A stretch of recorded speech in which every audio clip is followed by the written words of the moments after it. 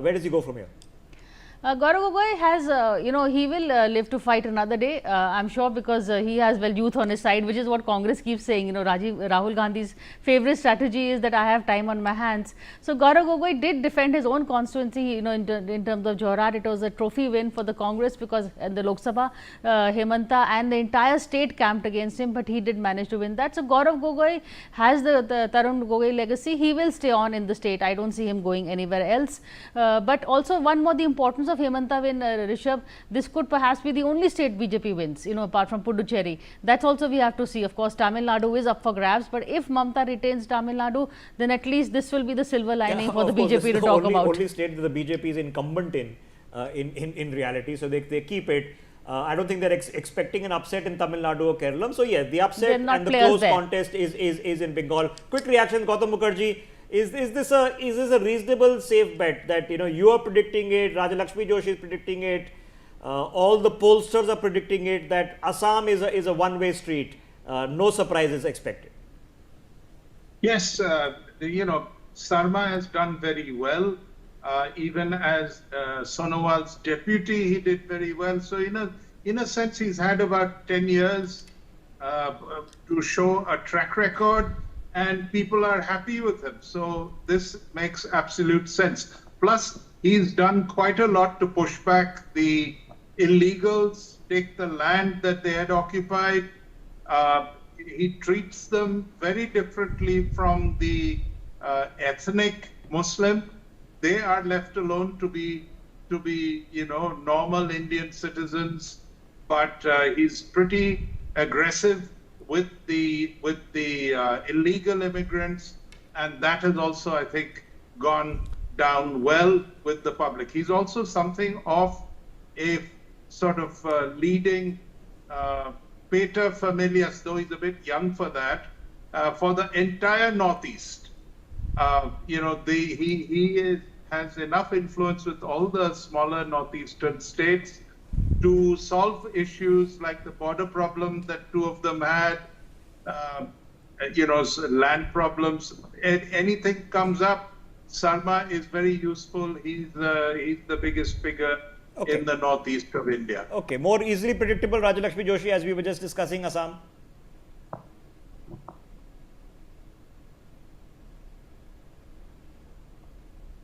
Yes, definitely, Rishabh. Yes. Like I told you earlier, I am not surprised. The numbers are almost equal to what I had predicted. So this has been my observation, and this is exactly how I had based my prediction on. Okay, so a third agency has also come out, and it's reported its figures. That's PMark, pretty much the same. Their range is a bit wider, 82 to 92. Remember, you just need 62, 63 to form a government in Assam. So they are saying also that in fact doesn't change the medium by much. 91 for Himanta Biswa Sarma to take back to the assembly, 32 for Gaurav Gogoi, not enough by half, as I mentioned. So three agencies are reporting figures for Assam. Sorry, Raja Joshi, please finish your thought, then I want to move on to the next state. Yes, Rishabh. See, it was based on these kind of calculations that I had predicted my figures, and I'm absolutely not surprised by the exit polls, because this was quite expected, and I don't see the person Gaurav Gogoi. I think they all messed it up, the way in which they approached the kind of issues and the kind of technical problems that Pawan Khera has fallen into. I think they all messed it up entirely. So they could have definitely taken better issues. They could have actually approached it in a much better way. I think that the Congress is completely losing the plot, and to add to it, I think that Mr. Himanta Biswa Sarma has done an excellent job. So it okay, so let me pick up that thought as we're waiting for the figures to come out. Matrix is also reporting for Assam pretty much the same. 85 to 95 is the range for the BJP, Congress 25 to 32, and 6 to 12 for the others. So it's that's four agencies who are predicting the same range, pretty much verbatim across the board in Assam, that it is going pretty comfortably to Himanta's team over there, and the BJP returns to power in Assam. How important is this, Priya, in the larger scale of things? Because 2024, People argued, listen, Congress got to 100. Okay, BJP couldn't form a government on its own at 272. They needed the NDA alliance. But since then, it's been a one-way street, state after state after state after state. Keeping Assam without any upsets, how important is this? No, for BJP, every state is important. You know, even they've been they don't let any election go, as we can see in even West Bengal, Orissa, even states where the BJP has never won before. The BJP is making its mark. So Assam, definitely, it is a very important election. It's also election because holding on to Assam means keeping on your significance in the northeast. So that will also come into play. And as you rightly pointed out, they need to gain a few more ground that they've lost to keep that 272 magic figure. Northeast has helped them a lot thanks to Hemanta. I think it is they don't take any election lightly anyway. So winning Assam is very, very important. And as I told you, you know, they do that maths at the end of the day. Tomorrow's headlines or whenever the results come out, the headlines cannot be BJP 0. So this Assam will give them 1, and if they win West Bengal, then of course that's a whole new headline on its own. No, but at least they have one safety in their bag. Okay, so if you let's look at it, Gautam Mukherjee, from the BJP's perspectives. Okay, you want some check marks. Okay, number 1, you want to win in Bengal. Okay, that's the history. So you can almost smell it that we're almost there. We are there. We have got it. You know, it's been a peaceful election. We put in the security. We've done everything. Okay, you want to win Bengal. That's going to be the big ticket on 4th evening when the PM comes out to speak along with now the new BJP president Nitin Nabein, Amit Shah, and the others. That's going to be the message. Bengal. We retained Assam. Number 2 story. Number 3 has to be vote share in Kerala. Number 4 has to be the performance of vote share in Tamil Nadu. And number 5 is hopefully a win for them in Puducherry, where they stay. That's for the BJP. Is there any other X factor here that they would love to pull off the bag, or they're a bit troubled about that would concern them if it went wrong? Well, if they lost Bengal, that would be indeed a great setback. I think they're practically licking their chops and making preparations for the swearing-in ceremony already. So they're that confident that it's happening. So that would be a disaster. But on the other side of the same plate, if they win Bengal, they win a major state in eastern India that sends right now 42 members to parliament, and after the delimitation, okay. I'm sorry to interrupt you. So let's look at the first poll figures coming out on West Bengal. Okay, wow. This is Chanakya. Chanakya says, look at that, 130 to 140 TMC, 150 to 160 BJP, Congress at 0. PMark says 118 to 138 TMC, 150 to 175 BJP, Congress with a handful. The median average of these two polling agencies is 132 TMC, 159 BJP. So these two exit polls are predicting a BJP government in Bengal come May the 4th. Now, whether that holds, we don't know. There are 6 or 7 agencies, and we'll put out every figure out there and give you a median out there. Quick early reactions, Priya. This would be what the BJP want, and a shock for Mamata if it held. If it holds, yes, it would be a big shock for Mamata and for BJP. What a win, what a trophy win, because even with these numbers, short of the halfway mark, the BJP will be able to gather. You know, that I'm not in any doubt. If there is a hung assembly, then I would say BJP. 149, you take it. So anything 2 or 3 above that, you're fine.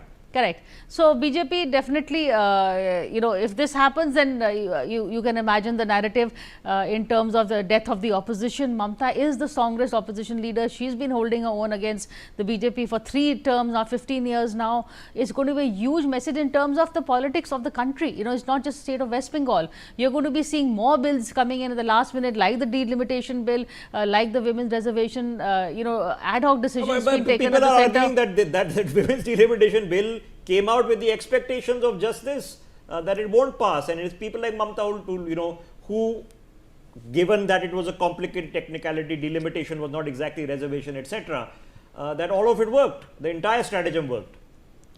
That's what the government is saying now. You can believe it or not, but at the end of the day, why did they bring in this women's bill? It was for Bengal to win the Bengal elections. Or if you were right, you did the maths. The Prime Minister and the BJP definitely did the maths and knew that there's no way 2/3 majority in either house would happen with those numbers. Now, what is going to happen is that they're going to get more and more strengthened. They're going to, Punjab is next. They're going to be looking at the MLAs, the kind of messaging that will go across the state, across the country, and of course the tallest opposition leader silence. In terms of the one leader who's been holding, Mamta has been hinting that after this she would like to go to the centre, and that would be a big, formidable fight for Narendra Modi. So all that given, there would be a very, very bad message for the opposition. My pitch will always be, don't underestimate Mamta Banerjee, just like my pitch would have 10 years would have been, don't underestimate Narendra Modi.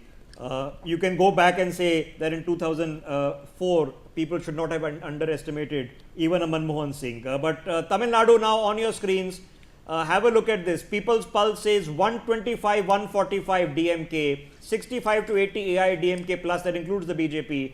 Vijay gets 18 to 24. That's a big chunk of seats for Vijay. If he gets anything north of 20, I think he's going to be thrilled with his performance. P Mark, pretty much exactly the same.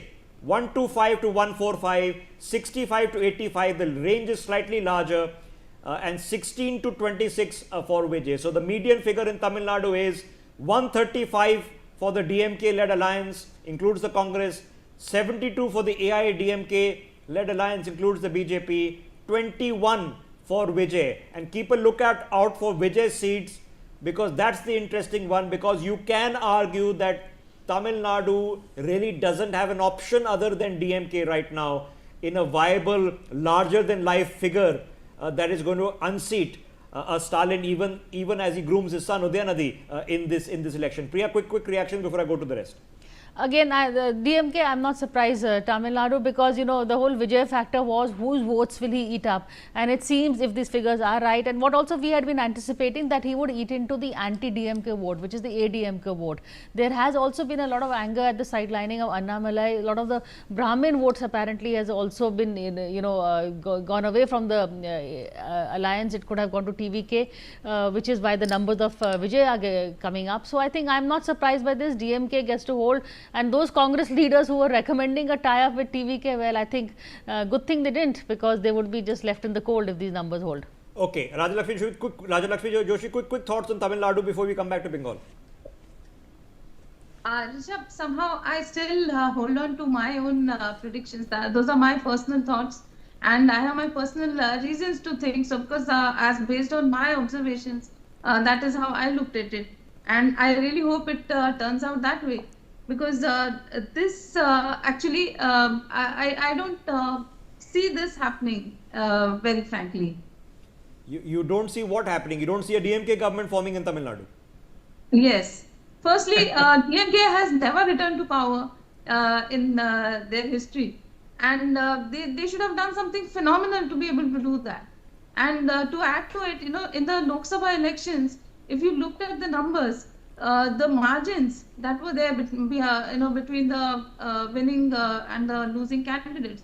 If you add the numbers of the AIADMK and the BJP, that was much more. So don't underestimate the AIADMK. Don't underestimate the Paneer Selvams of the world who were understudies for Jayalalitha. Just because they weren't film stars in their own right doesn't mean they can't pull off something which would be miraculous. But it would indeed be miraculous at this point of time.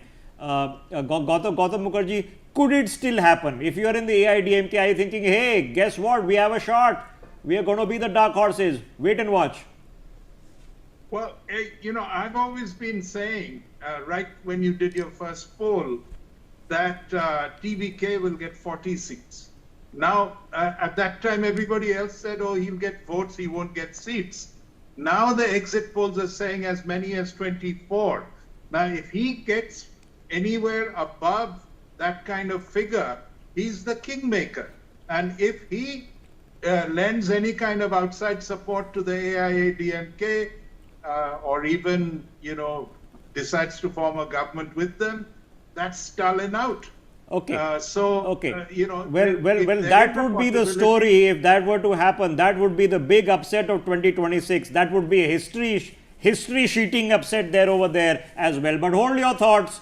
The first polls and mean averages from Kerala now on your screens. Now, matrix UDF 70 to 75, LDF 60 to 65, NDA 3 to 5.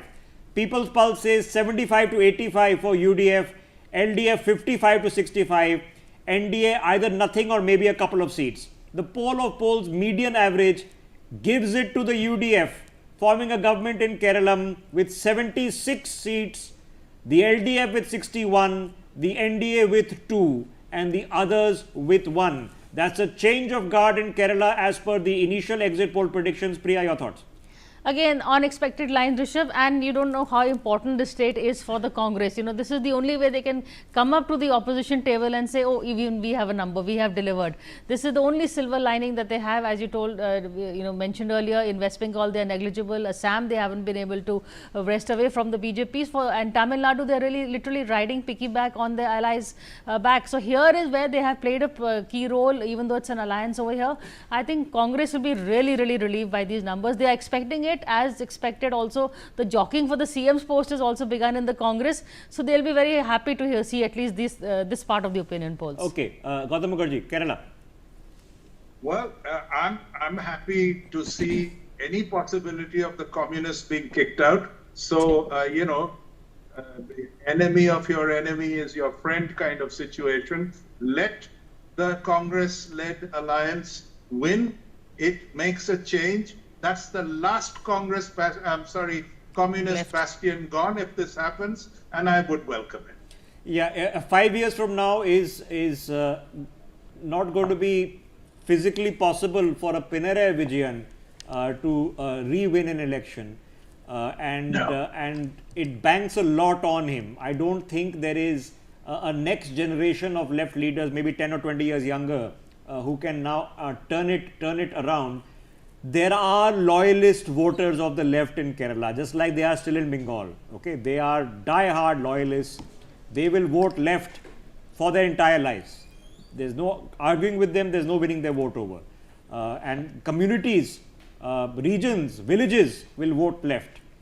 But you needed a figure who is given Kerala development. I mean, you can argue the irony of a communist leader, Pinarayi Vijayan, Chief Minister, sitting with Prime Minister Modi and the Adanis to launch a massive port in Vizhinjam, largest transshipment port India has ever made. So you can argue the ironies, but has he been a capital-friendly communist? How best do I put it? Yeah, that's the best. I can't say, communism with Keralite characteristics. He's been capital-friendly, okay? He's understood that the state needs to progress. It can't just be social indicators, economic indicators need to improve. The state's educated can't be living in the Middle East or in the Gulf or abroad. They need to be working back home, that it can't just be tourism. So he's gotten that point. Rajalakshmi Joshi, if this were to hold true, big happy news for the Congress, no doubt. Karnataka and Kerala, 2 out of the 4 southern states, they have governments in, potentially.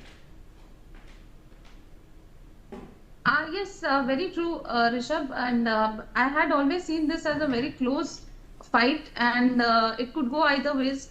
So I will not be surprised if it goes either ways. So this is very much possible. I think that is exactly what I had indicated in my prediction as well. Okay. So it could go either ways. Okay, so, it's close. Yes. It can go either ways, but the exit polls there are predicting a UDF win over there. Okay, let's go back to Assam, where we have more polling agencies that are reporting.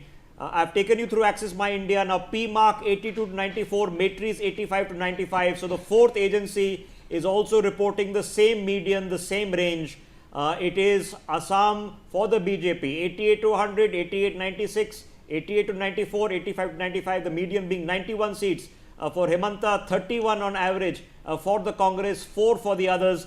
So with 4 agencies reporting of the 6 or 7 that are exit polling in Assam, you're getting a pretty clear trend of where the pollsters thinks it has gone. Whether that's where it's actually gone, we don't actually know. Let me try to get Joyita on this thought. Joyita, I mean, is that a safe bet? Polls or no polls, exit polls or pollsters or psephologists or no psephologists? Yes, I think so. You are talking about Assam in Yes, particular? yes. Actually, I think it is not going to be 80s. I would say it will going to be something like, I mean, that is my prediction, 65 to, I would say, 70s. But it's a win. It's a win is a win. You know, whether actually the last time also they were talking about that they are going to get something like 100, 90 and stuff, and all political parties talk big. Now, the thing is that even the exit polls last time I think were also kind of suggesting something in that range, but it ultimately came in the range of 60 to 70. So, even if they get even around 70, that is a good enough win. Okay, good enough, and that's what governments are about. Good, Yes. good enough forming a government. Let's come back to West Bengal, where another agency has been added. This is an agency called Poll Diary, which is exit polling in West Bengal. And yes, the trend is again advantage BJP. The range in this case is huge, 142 to 171. The halfway mark, ladies and gentlemen, being 148. So you need 149 to form a government. So they are saying either the BJP is just short of forming a government or very comfortably forming a government, but no way is Mamata Banerjee. That's the third agency. Now this does sway the median average up for the BJP up to 160 and for the TMC at 128. On that thought, before I take reactions, Dola Sen, Member of Parliament from the Trinamool Congress, joining us. Ma'am, very good evening. And I know it's been a hectic few days so that you come out and to speak to us. Let me ask you on the turnout, ma'am. Fantastic showing in the first phase, 92%. We're expecting a similar figure in the second phase. What do you mandate? What do you think has led to so many people in Bengal coming out to vote? In fact, we were confident enough that this time the vote percentage, total poll share will be increased, at least 15%. Our prediction was that. And it is almost 13% in the first phase. And let's wait for a while. It will come out for the second phase finally, because the poll has not yet finished. The reason behind is that SIR. The SIR, due to SIR, because of SIR, the harassment the common citizen had to face, the insultment they had to face, the tension they had to face. It's the reason behind those who have their names in the voter list, they didn't take any chance. They tried to vote this time to ensure so that next time no one can tell them ki you are not in the voter list, you can't vote. Okay. So on a protest of 92 lakhs deletion, others who were in the voter list this time, who were not deleted, not adjudicated, they tried their best to vote. Okay, fair enough, ma'am. But the BJP argues that the people are coming out to vote in large numbers because it's been a peaceful election, because people are no longer afraid. How do you respond to that? Bura mat maniyega. Please don't misunderstand me, but with due respect, everyone knows that BJP always says Jumla. BJP always says lie. Even in the parliament, even in the floor of the parliament, the senior ministers, again I am telling you with due respect, but starting from Prime Minister, then Home Minister, then Finance Minister, all BJP Karyakarta generally tells lie even in the floor of the parliament, in the campaign meeting, in the election meeting, all over. Starting from 15 lakh to 2 crore employment in every year, then whatever and what not. Sab Kala Dhan wapas launga, and no black money have been. But ma'am, just to bring it back on point, there has been untoward incidents in elections, whether they be local body or state level or even parliamentary level. This time it has gone off more calmly, more peacefully. What do you credit that other than the high security? I am not agreed with you. What has happened over here, it's not the democracy, It's not at all the law of the land. It's not as per our constitution. Thus, first of all, 496 IAS IPS out of 506 IAS IPS have been transferred from Bengal. Secondly, we have to accept CP or SP from Uttar Pradesh, DM or SDO from Gujarat. It's unprecedented. Nowhere else this has happened. Thirdly, the micro observers from outside Bengal is also unprecedented. Nowhere it has been happened over here at the time of SIR. And at the time of election, in 23rd April and today, the central forces act so proactive. 250 lakh central forces were here. It is also unprecedented, and they were so proactive. They have beaten the children, they have beaten the seniors, they have beaten our women voters, they have beaten even those voters who have wear the lungi, which is common dress for anyone, irrespective of Hindu, Muslim. They have beaten them. Okay. And they have tried. All right. There have been a few incidents. I can't verify any of them. But cast their vote. But okay, ma'am, Mamata Banerjee today in the morning came out and said that this is a rigged election. That the BJP has gotten all these people, as you mentioned, from outside to rig this election. What proof do you have that the election is being rigged? Yes, our leader tell the very truth. This is a rigged election because total administration is done, total central forces from outside, and 250 lakhs. Can you imagine? The forces have come from Jammu and Kashmir and Manipur even. But according to National Crime Record Bureau, the law and order situation is not at all so bad. So we are not at all agreed with their narrative. No problem. We have become used to, we have become seasoned with their attacks. And even then, the people of Bengal, the common people, the common citizen, they will cast their vote against BJP. I have to ask you this and question. In favor of Mamata Yeah, Didi. for obvious reasons, ma'am, because obviously there have been times in the past where many pollsters have predicted the downfall of the TMC, and Mamata Banerjee is not a person we should underestimate. But are you slightly nervous today? Is this election slightly different than before? Not at all, not at all. I was confident, we were confident from long back. We were confident 2 months back, we were confident 1 month back. We were confident 23rd April, we were confident today, and we will be confident. You will see on 4th May also. Well, we wish you the best and hope to speak to you again on the 4th. Dola Sen joining us. Dilip so Ghosh much. on the broadcast with us simultaneously. Mr. Ghosh, I know it's been a busy few days. Appreciate your time. How do you think it's gone, sir? Record turnout. Are you excited about the fact that a lot of Bengalis have come out to vote? जहां तक हम इन चुनावों की बात करें, Yes, आपकी आवाज आ रही है सर. Please go ahead.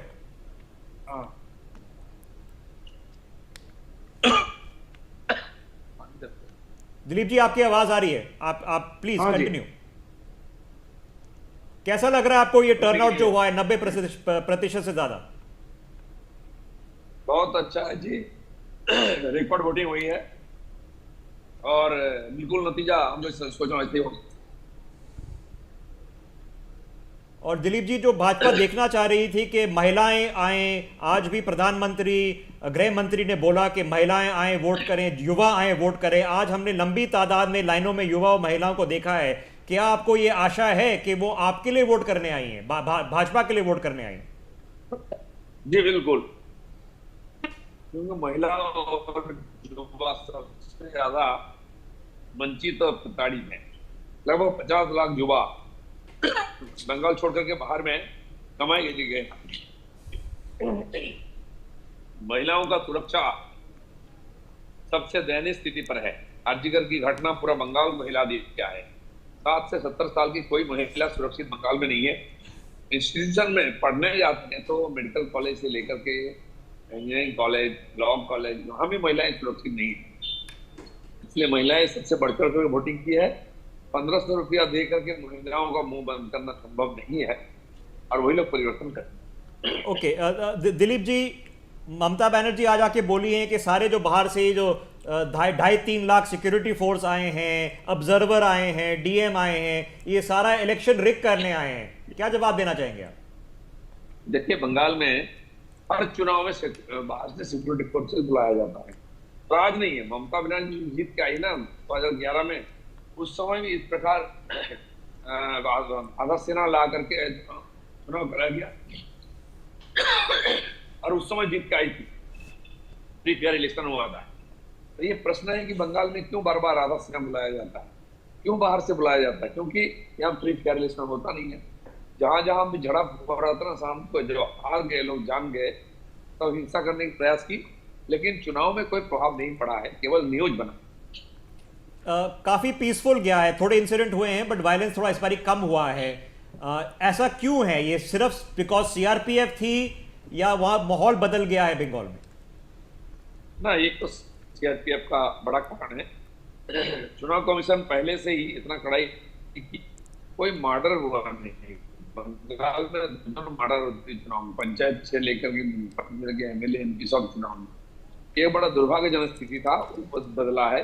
चुनाव कमीशन ने बहुत बड़ा रिस्क लिया, 2 फेज में चुनाव किया, बहुत बड़ा चुनौती था और उन्होंने करके दिखाया, इसलिए वो धन्यवाद के पात्र है।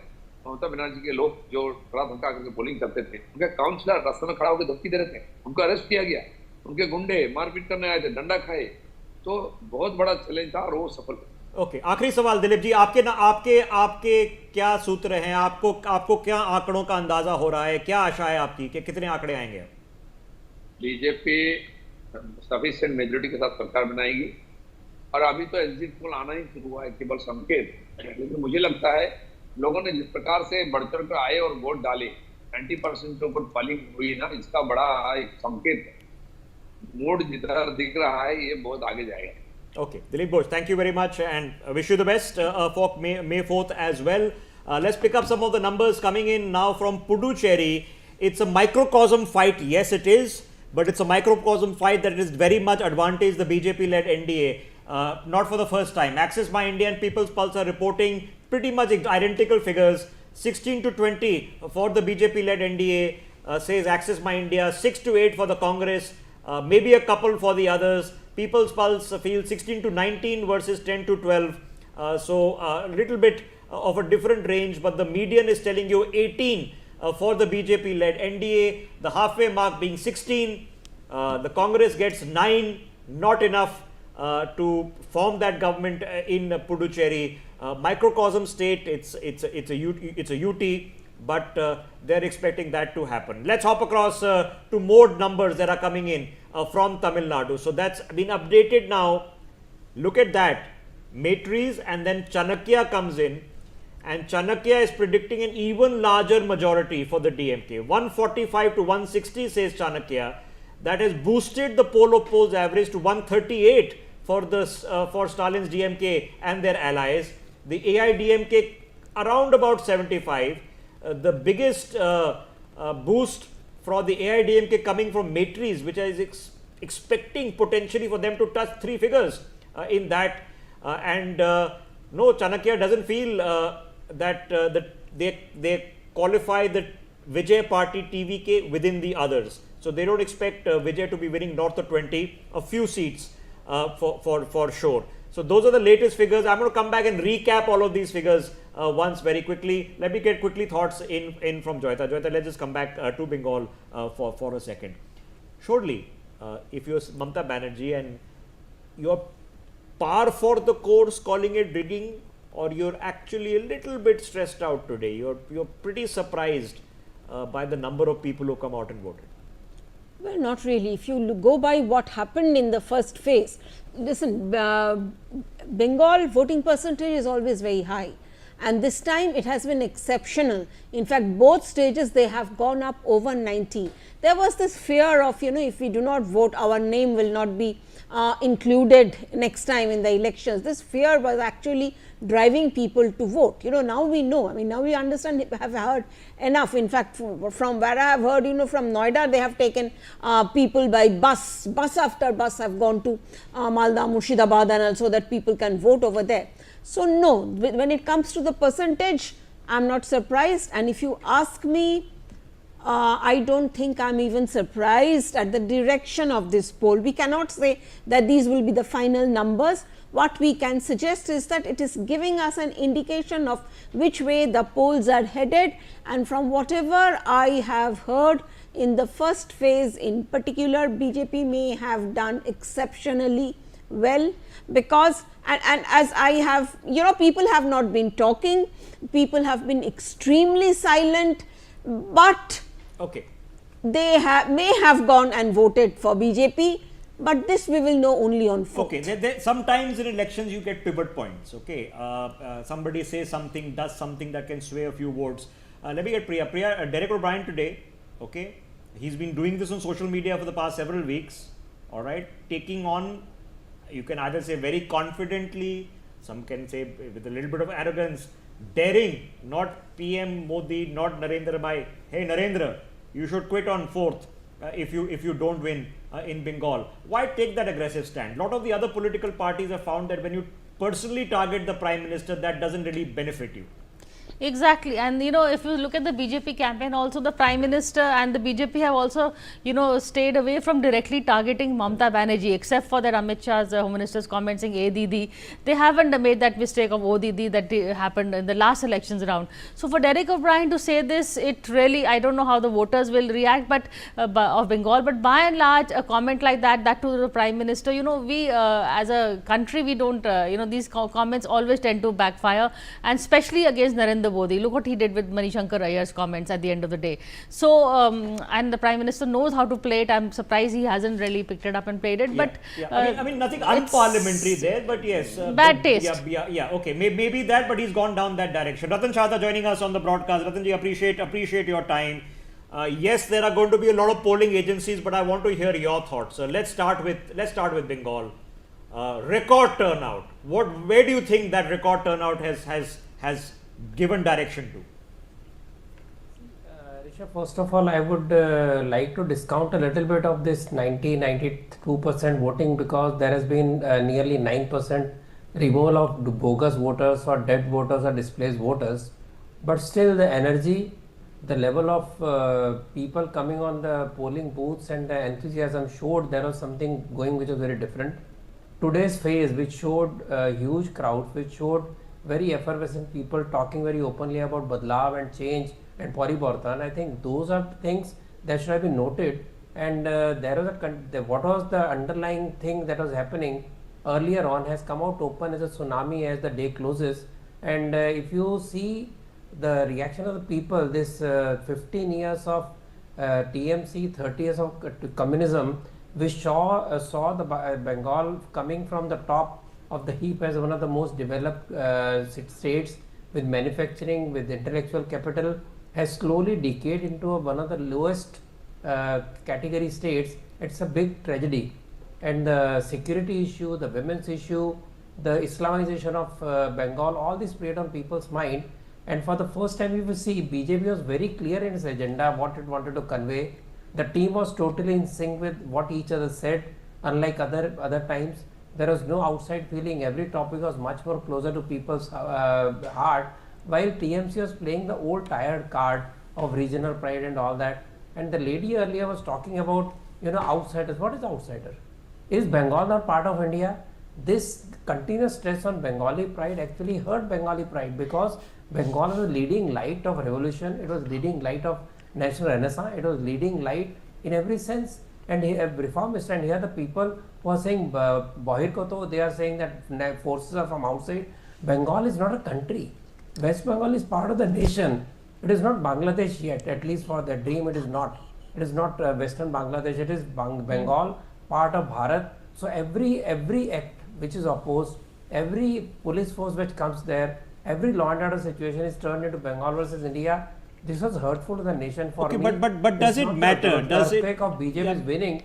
For me, it's a big relief that Bengal will be saved now. It will not become a border state riven by huge unrest, huge negative kind of secularism, and that is for me a big relief. Okay, Ratanji, I mean, one could say that we can owe thanks to Mamata Banerjee for at least removing the left from Bengal, but should we underestimate her, sir? We've underestimated her in the past. Yes, Not you're at saying all, that not at all. Bengali pride But is see, a thing. The exit poll, Rishabh, the exit poll was on people's face. Look at Mamata's face in the morning, in the afternoon. Look at some digital portals already talking about Mamata being a woman and being hounded by central agencies, by central government and all that. So the Rudali has already started. This gives me confidence. I am not going by just the numbers that people are showing. And it is very clear when there is bipolar election, 1 or 2% vote would change the entire complexion of the game. And that particular the rush of the voters that you see, that those voters were intellectual middle class was away from BJP. For the first time, they are coming out of the BJP. Okay, Ratanji, And so there are two sides to the coin here. There is a segment of people are saying that the extra voters have come because people are upset about SIR. They are afraid about what happens if they don't vote this time. The other side says, no, they've come out to vote because they're not scared this time. Which do you think it is? For me, the fear has gone out. The fear of facing, the support of police and the paramilitary forces assured of coming days also, that has really helped people to break the chain of fear. And I think that is important because the TMC is talking of fear, it is talking of tempering with the voters, and you see the tapes put on BJP symbol shows that they are desperate now. Okay, stay with me, sir. Shaugata Roy joining us on the broadcast, Member of Parliament from the TMC, long-standing Member of Parliament. Appreciate your time, sir. It's been a long few days. Now that it's over, one thing is a fact, it wasn't a fluke. Record voter turnout in Bengal has happened now, sir. Why? Why do you think that has happened?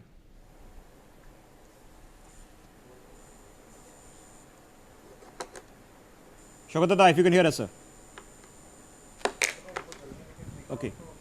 We'll just get his audio sorted. Let me quickly get Sayantan in for a quick thought before I come back to Ratanji. Sayantan, just your thoughts, because you can argue this in the fine points. We'll only know on the 4th. But if you are Mamata Banerjee and the TMC, are you slightly nervous with what has happened? Thanks for your time. So few things I will say is that what happens on 4th we do not know, but what I can say is that the high voter turnout, which today also is the case, is very natural, very genuine, because if you because the absolute numbers have changed, and that's why the voter turnout has increased, and so that arithmetic part is there. There is also another factor which is because I am talking to you from West Bengal. I can see this, I can hear these stories that SIR has really affected people. And when I'm talking about affected, it has affected people negatively. In the sense, many genuine people have lost their votes. And in genuine people, I'm talking about, irrespective of community, I'm talking about.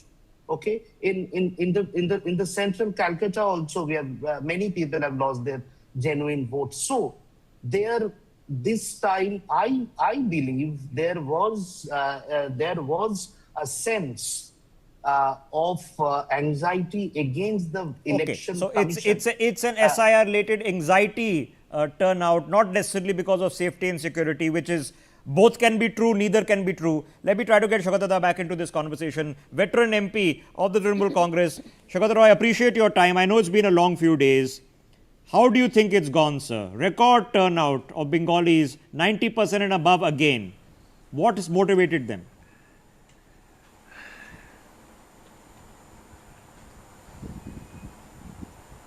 Shaugata, if you can hear us, sir. Okay, clearly not. He can't hear us. We'll try that in just a bit. Priya, we'll only know which one was it on the 4th. But in terms of what Ratan Shahda has said, that body language, Mamata Banerjee coming out, you had a very calm Abhishek Banerjee this morning, to his credit, came and spoke to reporters for a long time, 15-20 minutes, discussed a lot of the similar issues that raised. But Mamata Banerjee is a different personality. She is far more mercurial, far more aggressive, far wears it on her face a lot more. So when she comes out and says, no, these outsiders, CRPF, they're all rigging it. Is that a nervous Mamata Banerjee, or is that Mamata as usual? Rishabh, Mamta is always a fighter. You may say nervous, I would say is Mamta as usual. She is aggressive. She takes these things on her hand and she calls it as it is. She has always been a street fighter. Coming out, I'm not surprised. Some people are saying this is the first election she's come out. She sits at otherwise other elections she hasn't been coming out on voting day. But whatever it is, it is the tough fight, the toughest fight of her career, and she is giving it all that she's got. She's coming out, she's aggressive. She is both the opposition leader and the chief minister in the state, and she's calling it for what it is. So I think in that sense she is a street fighter. It is a close fight. It's the opinion polls are saying that exit polls are saying it's in the BJP's favor. Okay. She's definitely going to give it all she's got. So I don't think. Okay, so Joyita, flip that around. If you're Mamata Banerjee, you have a core vote, you have your ear to the ground, okay, and you're saying, hey, the women vote is mine. Why is it the BJP's? Since when did that happen? Well, the thing that happened, you see, I mean, when that happened, you see, the Abhaya incident, that Arjikar incident was a huge turning point when it came to women voter. And that incident, maybe not so much the rural population, but I would say urban centers, the what are known as rural urban centers, women, women from middle class households, housewives, their children, their daughters, and it's not just that, from all over the world Bengalis were coming out and protesting. It was like, a lot of pent up anger that has been growing, and it was an expression of that. You see, I am getting, and all that is bound to be reflected. And I mean, if Mamata Banerjee says that I am going to win with 2/3 majority, I as an observer will take it a little, I'll be skeptical about it, because I am getting reports from the ground and the anger is real. The desire for change is real. Anger against Mamata or anger against SIR? Anger against Mamata. SIR people have kind of, I would, it is like those whose names have been, are not there, they are not voting anyway. Okay. And those who are voting, they have had to stand in line and all. They are like, yeah, I know, I had to suffer, but you see, this is necessary. I understand why this has happened. So I don't see much anger against this. Just hang a second. Let me get an overall picture once from Ratan Sharda. Ratan Sharda, so the BJP is incumbent only in one state, in Assam. All the polls are predicting a comfortable return for Himanta Biswa Sarma. In Bengal, the polls are currently predicting a BJP win. Not a huge win, but a win is a win. You win by 3 seats, 4 seats, it's history being made either way. The polls are predicting a UDF government in Kerala and a return to the DMK. You can argue the numbers plus minus 5-10 here and there. Puducherry, the polls are saying NDA takes it, led by the BJP. What is your assessment on the overall picture, sir, away from West Bengal alone? See, I would say, of course, Bengal is the news, and I think it's, as I said, it's a big victory for the national forces. As far as other states are concerned, BJP has not done so well in Kerala as expected, but I think they have put the foot in the door, and that's the way they have entered every state where there were no force earlier on, but slowly they crawled back into power by working hard on the field, whether it was Gujarat, whether it was Goa, whether it was Maharashtra, where they were third or fourth party in the state. So once that happens, once people believe that in Kerala that yes, BJP can win, this situation will change very fast, because they are tired of this twin combination. So UDF win is not a surprise. In Tamil Nadu, it could have been better had ADMK not played with the seats and given BJP very poor seats. I know that there has been a lot of unhappiness, internal arguments, bitter fights within BJP, state BJP, for the kind of seats they were given, and that actually has harmed ADMK itself by trying to play that game of big brother and BJP sacrificing the seats for the sake of alliance. I think that's what they paid the price, but that could also define the way BJP works in Tamil Nadu in common times. And it's a bit disappointment. I think the strategy of ADMK actually, like last time when they tried to play the same game with BJP in earlier alliance, That has to stop, or otherwise BJP will have to rise on its own. Okay. I think they have to gain the confidence once they get some MLAs into the assembly. Okay, okay. We've heard a lot of the numbers. Let's just go across the panel once again and just touch base that this is as anybody surprised? Priya, let's start with you. Are you surprised with the exit poll predictions? Any of them that strikes as an anomaly to you, or do you feel, hey, yeah, it sounds reasonable? West Bengal. West Bengal is really surprising me because I did expect it to be a close election, but I really thought TMC would get the edge. And we haven't yet got all the polls because I'm seeing some figures that are coming in, which we'll get, which are also giving TMC the edge. I do think it's going to be a close election. It won't be one-sided. That's what the opinion polls are saying. But I feel that TMC would have the edge. It's a huge gap for the BJP to fill. I disagree that the SIR campaign has not worked against the BJP. People who've gone and voted are unhappy. Law and order situation and the women vote, it could be split in terms of urban areas where, as Joyita pointed out, the RG car case will be a big issue. She is safe.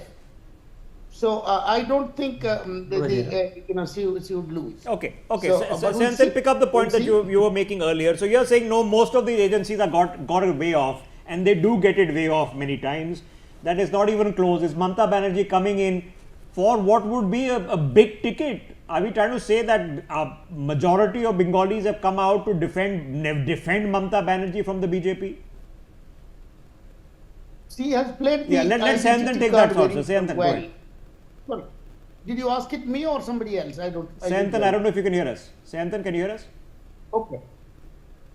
Yes, tell me, please. Yeah, so are we then supposing that, okay, all the polling agencies are wrong, that 92% of Bengalis have come out to vote, they've come out because they are in favoring Mamata Banerjee. They don't see an alternative in the BJP. Why not? No. See, that's first of all, as far as exit polls are concerned, I just wanted to tell you that I was studying in the last election in 2021 as well. Majority of the exit polls showed that BJP is winning that election. And so that is the different point. There is anti-incumbency against Mamata Banerjee. Massive anti-incumbency is there, and there is no doubt about it. The anti-incumbency is there, and not only from today. The anti-incumbency against Mamata Banerjee is there from 2019 onwards. That's why the BJP got 40% vote share, around 40% vote share in West Bengal. There is no doubt about it. The question is whether the kind of campaign BJP has done in West Bengal, whether the effect of the SIR and all these issues will be able to bring that vote percentage up significantly in a way so that Mamata Banerjee's vote percentage, TMC's vote percentage goes down. It needs around a 10-point kind of a swing, which is not impossible, which is very much possible. We have heard about such swings, but do we have that kind of a revolutionizing the ground situation? That kind of wave, which we are discussing, I want to go through all the exit poll numbers that kind of a wave is not there on the ground. We pick up this conversation again. In rural. Yeah, but before I do, let me just take perspectives. Sujata Pandey, quickly on Bengal, your thoughts, because the polls, yes, have predicted something similar last time around, and Mamata Banerjee came back with a thumper 200 plus. This time around, what's different?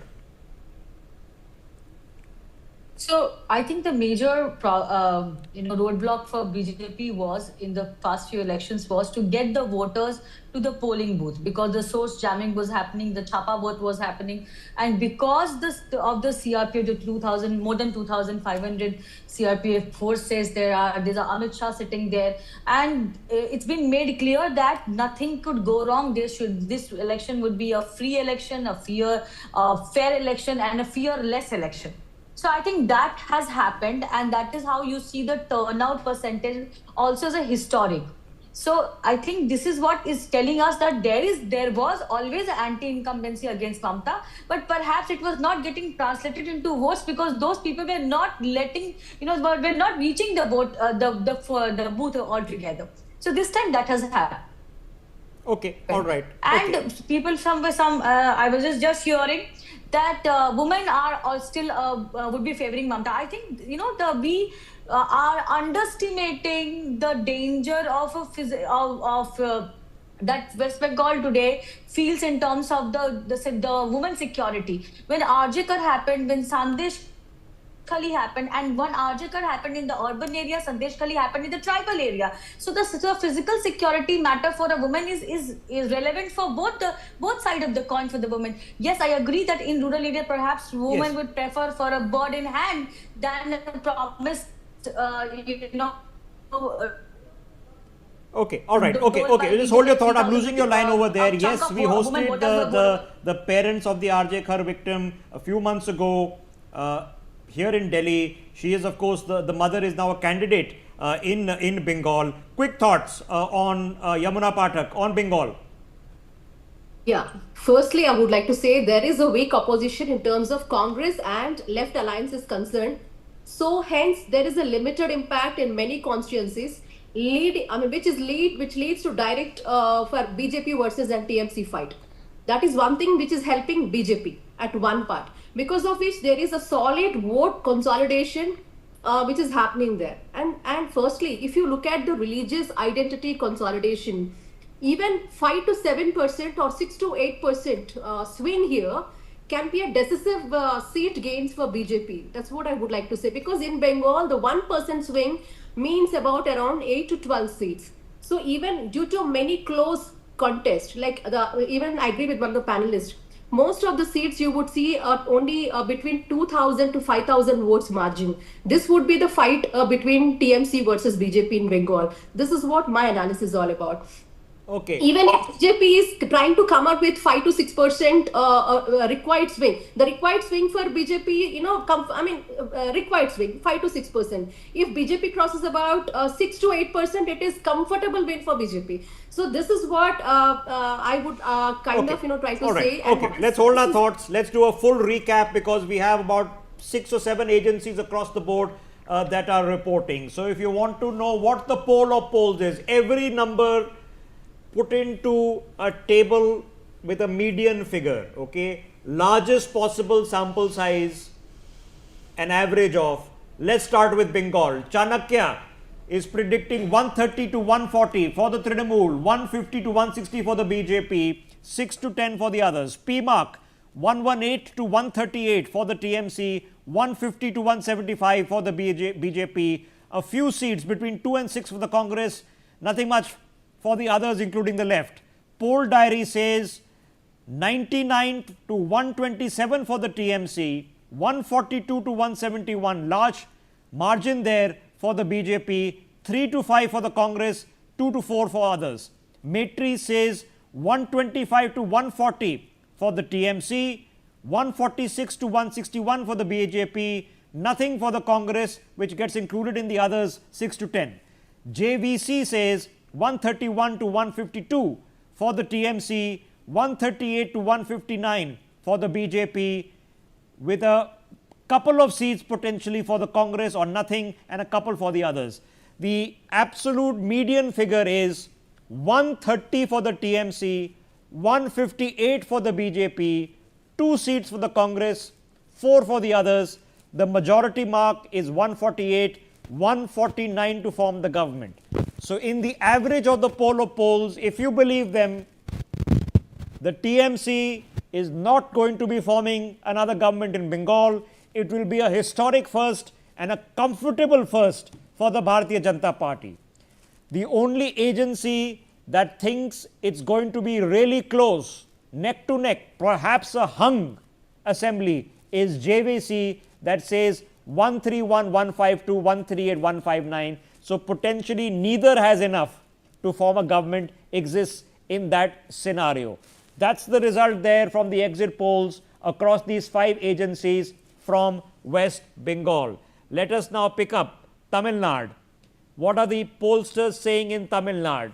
6 agencies are reporting exit polls from Tamil Nadu, starting with People's Pulse, that gives 125 to 145 for the DMK-led alliance, 65 to 80 for the AIA-DMK-led alliance, 18 to 24 to Vijay, 2 to 6 to the others. PMark, almost identical, 125 to 145 for the DMK, 65 to 85 for the AIA-DMK-led alliance, which includes the BJP, 16 to 26 for Vijay, a few seats, 1 to 6 for the others. Maitris, 122 to 132 for the DMK led alliance.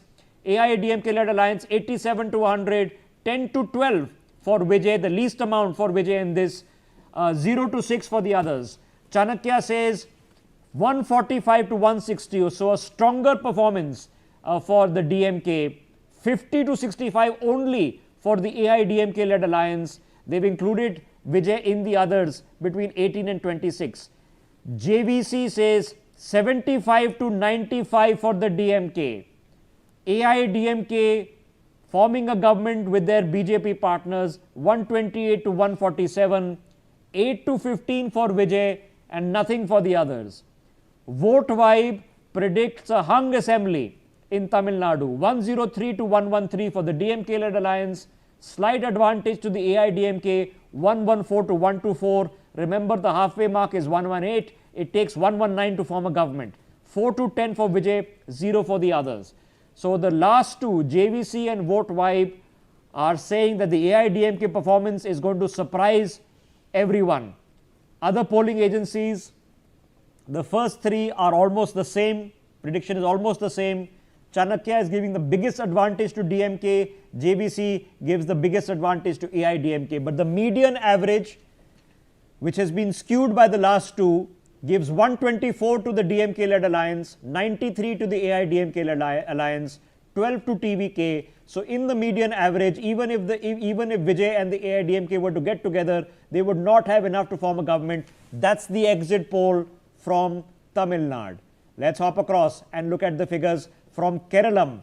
Of the agencies that are reporting, 5 of them, Maitris gives 70 to 75 to the UDF, 60 to 65 to the LDF, 3 to 5 to the BJP led NDA. People's Pulse says 75 to 85 to the UDF, 55 to 65 to the LDF, maybe 0 to 3 to the NDA. Axis My India 78 to 90 UDF, 49-62 LDF, 0 to 3 once again NDA. Chanakya 72 to 80 UDF, 58 to 64 LDF, nothing much to the NDA led and the BJP, which they've included in the others, 3 to 7. Bharat Pulse says 89-99 to 99. Biggest sweep they think for the UDF, 29 to 33, decimation for the LDF. They say 12 to 14 for the NDA. The median Polo polls average is predicting a return to the Congress-led UDF in Kerala. 81 seats, the halfway mark being 71, 72 it takes to form a government. The LDF being brought down to an average of 54. The NDA with a couple of seats, potentially 3 or 4 seats, and one other. That's Kerala. Assam. Assam is mean more of a one-way street. Of the 6 agencies that are reporting, all of them are predicting a BJP win with similar margins. Axis My India says 88 to 100 for the BJP, 24 to 36 for the Congress. People's Insight says 88 to 96 versus 30 to 34. PMark says 82 to 94 versus 30 to 40. Maitri says 85 to 95 versus 25 to 32. JVC says 88 to 101 versus 23 to 33. Bharat Pulse says 91 to 99 versus 23 to 30. No one's giving more than 40 seats to the Congress. The median average says Himanta Biswa Sarma returns as Chief Minister of Assam with 91 other MLAs in tow. Gaurav Gogoi and the Congress end up with only 30. That's not even half of what they require, 64 being the halfway mark, 65 the government to form the government. Puducherry, Union Territory, forming an assembly. 2 agencies are reporting exit polls from Puducherry. Axis My India and People's Pulse, both are giving it to the BJP-led NDA. The halfway mark is 16, 18 is the average, 9 for the Congress, not good enough, even if they manage to rope in some others, which they probably won't in this case. That's the sum total of all the poll of polls. I will now put your focus on the figure at the bottom of your screen. 91.62% voter turnout in the second phase of the Bengal election. That is expected to marginally go up. It was not a fluke, the first phase. It was not an anomaly. It was a pattern. 91.62. Expect that to slightly go up, probably cross 92%. once the final numbers are in from the Election Commission. We've seen places like Hooghly, West Midnapur, where turnouts have gone well into the 90s, which is historic. It's record setting. Even though Bengal votes 80% plus, this is a record setting. The last time a record turnout took place in Bengal, Joyita Basu, it was the end of the left. Have a look at what the final 93.19 was the first phase. 92% we've already hit in the second phase. I expect it will become 93 by the time the final figures come out. What's your gut now telling you? We've heard both the arguments. It's a SIR angry vote versus it is a lack of fear vote. What's your gut telling you with the voter turnout? This is a lack of fear vote. Of course, SIR not angry vote, anxiety vote to an extent, that too, so that to ensure that yes, everybody gets to mark their presence literally. But Rishabh, at one level, since you are talking about the end of left, this is what exactly I am hearing from Calcutta. If anecdotal evidence is anything to go by, I have already been told by lots of people that TMC is right now in a stage the way the left was in 2011. Meaning when Mamata Banerjee swept to power, and again if anecdotal evidence is of anything, the majority of people I know who had voted the left, then they have been voting for the TMC for a long time. In fact, the people who threw out the left, I know for certain, I am going to stick my neck out and say they have all shifted to BJP. Let's run through some constituencies which are interesting and important ones. So, the overall turnout for phase 2 of the Bengal elections, 142 seats contested, is just shy of 92%. Let's look at the overall figure. Now, Bhabanipur, which is the seat that Mamata Banerjee is contesting, taken on by her former protege and deputy Suvendu. Look at the voter turnout in Bhabanipur, 86.45%, likely to go up slightly. That's the high profile VIP constituency, seeing a very high turnout. Rash Bihari, where I think Swapan Das Gupta is incidentally contesting for 86% voter turnout has happened plus. Have a look at Nadia, 91.44% voter turnout has taken place in Nadia. On your screens, Howrah, 91.17% voter turnout as of 7:30. This will go up. Look at Barakpur, almost 90%, 89.64 is where Barakpur has voted as the final figures come in from the EC. Baliganj, 87.51% of voters have come out and voted. In Bishnupur, 91.32%, record setting voter turnout in Bishnupur. In Bidhannagar, 85.64% of voters have come out and voted. In Diamond Harbour, key bastion for Mamata Banerjee, Abhishek Banerjee, 92.74%, nearly 93% of voters. In Panihati, another very interesting battle which is taking place, 91.16%. Look at those figures, all north of the 90s. In Jadavpur, University City, 85% of voters have come out and voted. In the North 24 Paraganas, 91.70% voter turnout. Let's have a look at the South. 91.73% turnout, nearly identical. Have a look at Mityaburuz, 93.24%. So far, the highest turnout in that particular constituency. Srirampur, just short of 90% at 89.75. Take a look at Hooghly, 91.5% voter turnout has happened in Hooghly. Another key battleground, Kolkata, bastion areas for Mamata Banerjee. Urban constituencies, 89.77% in Kolkata North. Kolkata South, on your screens, 87.39% voter turnout. So not lagging behind the urban. This is very expected kind of turnout. I think it will increase also a bit. It will be around 92 also, this 92%, because voting is still on the last.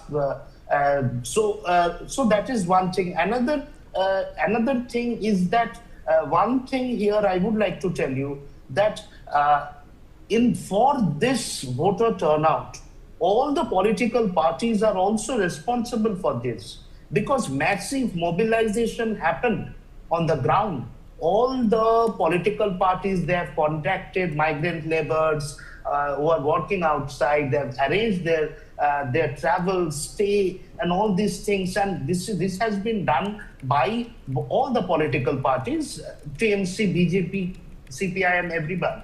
So this mobilization factor on the ground is also there. And another thing is there that there is a narrative in West Bengal which was very prominent, that if I am not voting, despite having my name in the electoral roll, if I am not voting, then my name will be deleted, and that will affect my family and my coming generations. Okay.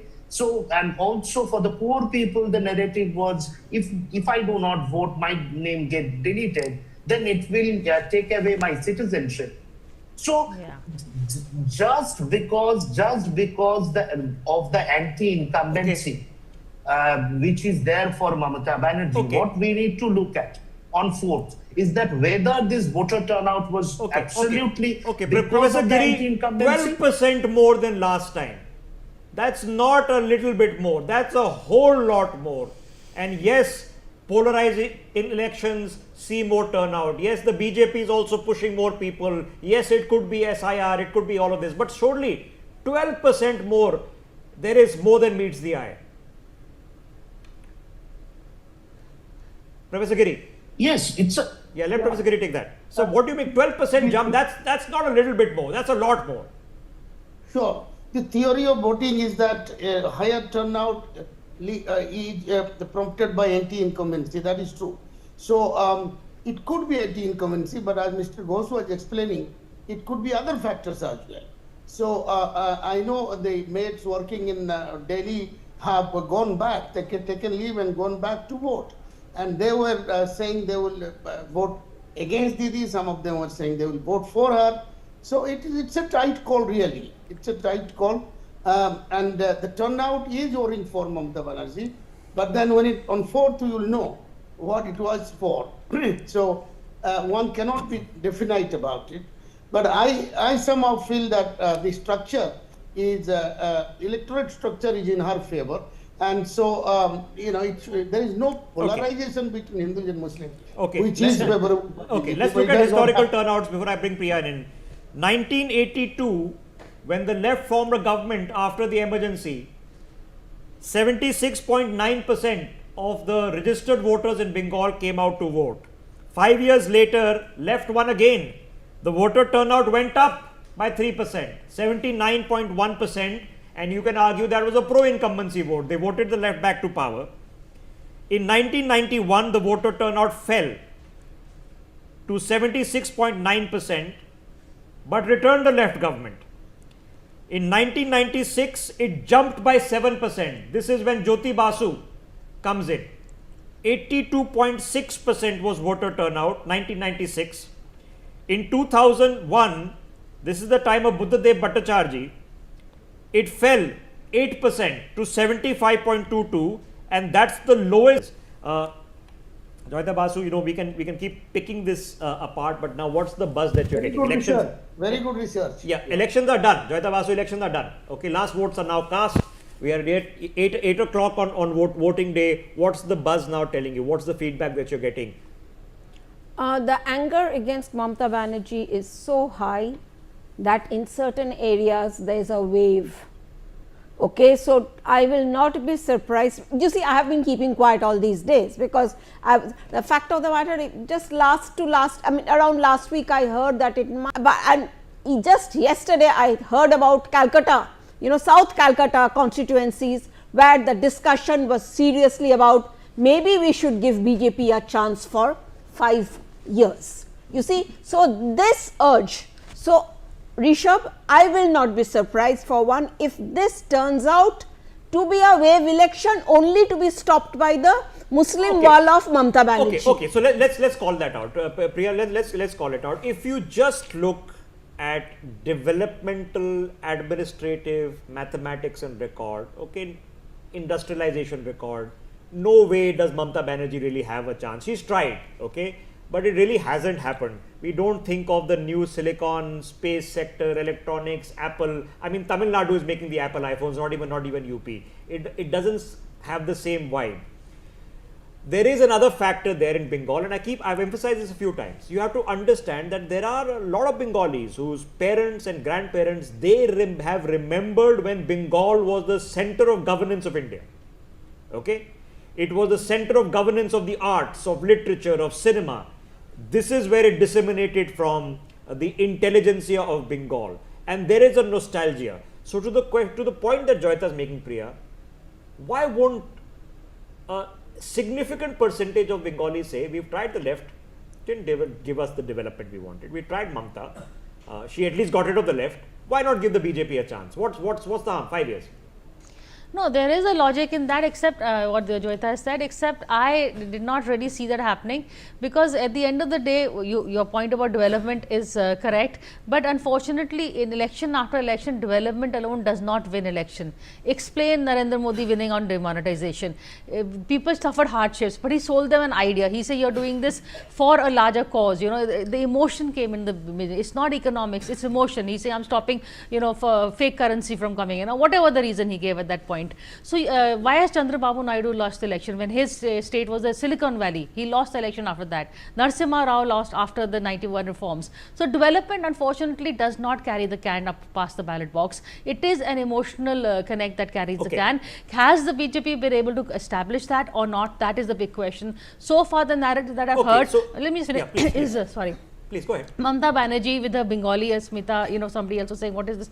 It is the regional pride that is coming in. The BJP has not been able to counter that narrative with a face or with a narrative. To say that, you know, what Joyita is saying, yes, we want to change, we want Parivartan, I buy that. Okay, yes, they do want to change. But has the BJP been able to convince them that this is the change? A lot of opinion polls are seen, people are angry with Mamta Banerjee, but angry enough to vote her out and to vote in the BJP, whom they do see as the outsider. I have not yet convinced of that. Okay. Yeah, quick thoughts that I want to. Yeah, when you know, Priya is absolutely right when we are talking about the emotion part. The emotion is this, in this case, is the fear of extinction. You know, there is a serious terms of extinction, existential threat. A large part of Bengal, if you are looking at it, when it comes to existential threat, I am talking about Hindu consolidation. There is a clear polarization on the ground, just as the Muslims are consolidated. This time what we are witnessing is Hindu consolidation, because Hindus are feeling under threat, and that is where the emotion comes in. Okay. Emotion on consolidation can happen for the majority also, say Antin Ghosh, and why won't people come and say that, okay, Mamta Banerjee got rid of the left, but really the developmental record hasn't had much to show for it. She's tried, she's gone abroad, tried to get investment, but it hasn't happened. Why not give the BJP 5 years? Give it a chance. What have you got to lose? Say Antan. Yes, of course. If on 4th we will understand whether people have thought in that way or not, and that is one of the arguments on the ground for sure. That okay, let's give them a chance. But what I also would like to mention here, that Mamata Banerjee or the TMC's the ground, the penetration in the ground is vast. And this is not, I'm talking about the organization. Few things. One is women. The woman support of Mamata Banerjee and the TMC is massive. And this not only, when I'm talking about women, I'm not talking about women of a particular religion or the Muslims. It's both Hindu women and Muslim women. BJP will be able to win West Bengal if women have voted for the BJP. That is something we will have to see on 4th. Also, how the Muslim consolidation, whether the Muslim consolidation happened on these 3 aims will determine the election on 4th. Okay, quickly, Professor Giri, but the same question to you. Why wouldn't a certain voter say, let's give the BJP a chance? 5 years, what have you got to lose? The developmental matrix in Bengal hasn't added up. Why won't that flavor be there? Let's give them a chance. Well, voters will not think it comes to them once in 5 years. They will not be that generous in giving someone a chance. The other factor which has not come up in the discussion is that the leadership issue. Mamata Banerjee is a strong, stalwart leader, and BJP is presenting its central leadership.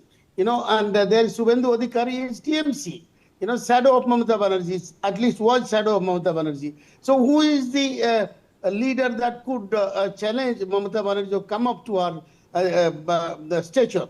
It's a Tamil Nadu, it was Karunanidhi's son, Stalin. Stalin was a taller leader, and there was no similar stature in other camp. So this leadership issue also will play out in favor of Mamata Banerjee. You see, the polls have, I think, relied on the young voters who are talkative and in the urban areas. So the rural voters in West Bengal is the number is higher, and they will be voting overwhelmingly in favor of Mamata Banerjee. So I think the poll predictions exit polls may go wrong in West Bengal. Okay, all right. That's my gut. Okay, well, there are some polls saying something different, okay, but the overall average is giving advantage to the BJP. Our polls have in the past done the same. Kalyani Shankar joining us on the broadcast. Kalyani ji, why don't you weigh in? Okay, record 12% more. Never in the history. I can't find other large states in which there has been 93% voting. It wasn't an anomaly. It was a pattern. It's happened again today. But which way has it gone? What do you think? Well, you see, there has been always a theory that if more people come to vote, it goes against the establishment. Some extent, that also will be seen only on the day when the election results are announced. And then the third one is about the rural voters and urban voters. There again, like the previous panel said, that rural voters are with Mamata Banerjee to a large extent.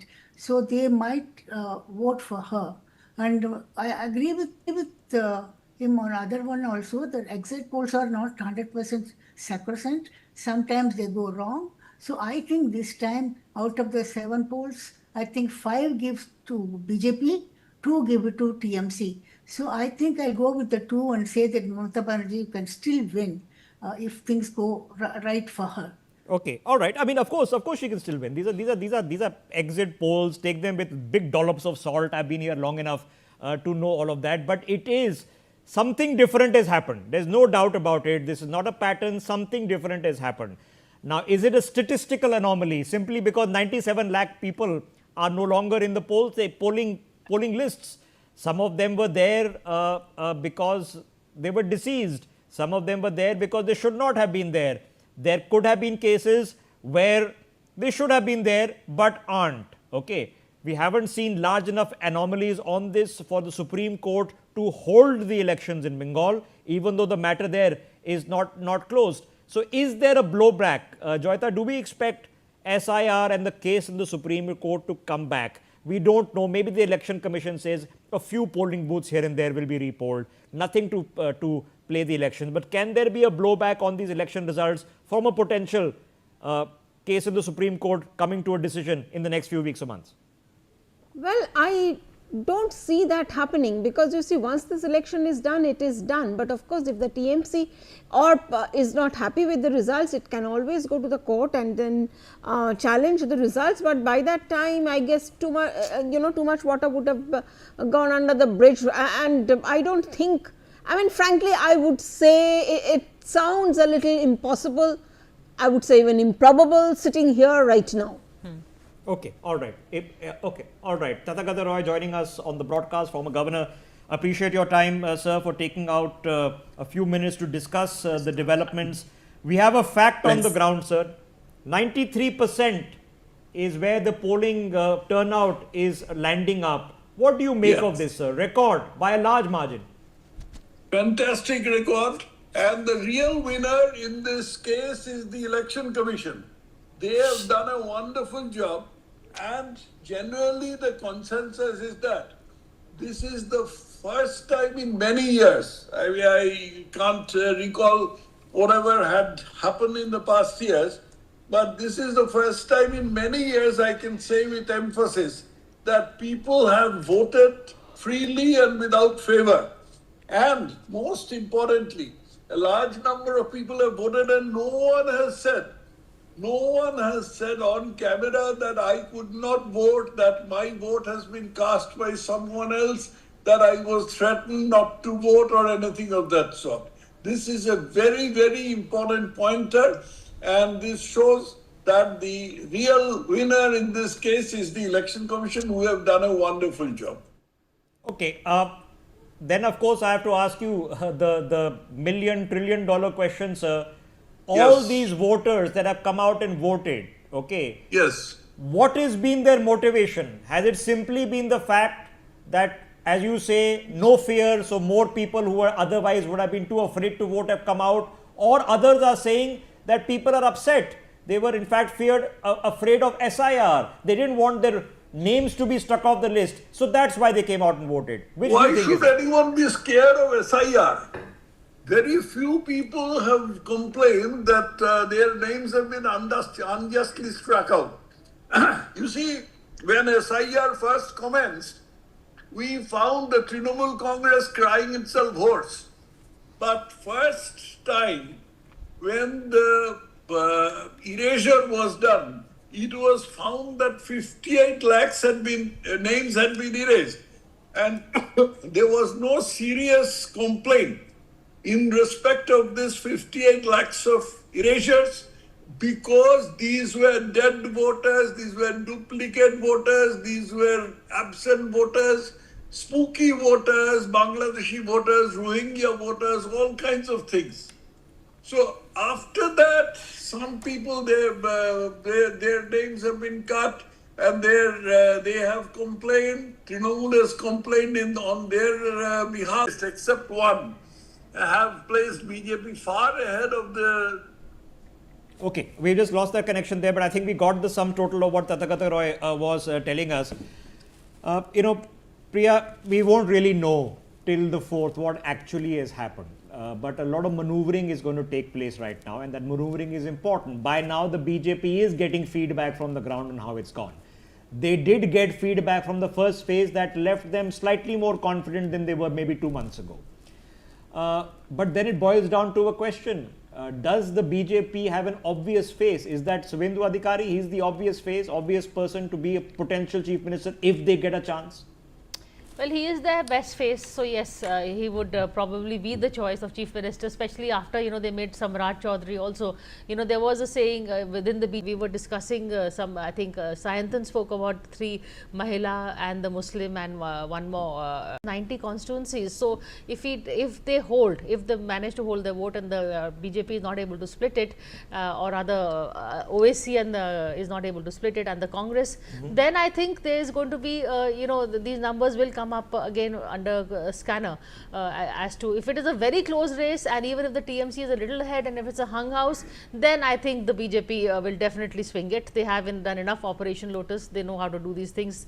They're old hands at that, and I think that is really the biggest fear with the TMC right now. We are seeing some kind of, Joyita was just showing me a post by Mahua Moitra. We saw, you asked me a question on Derek O'Brien.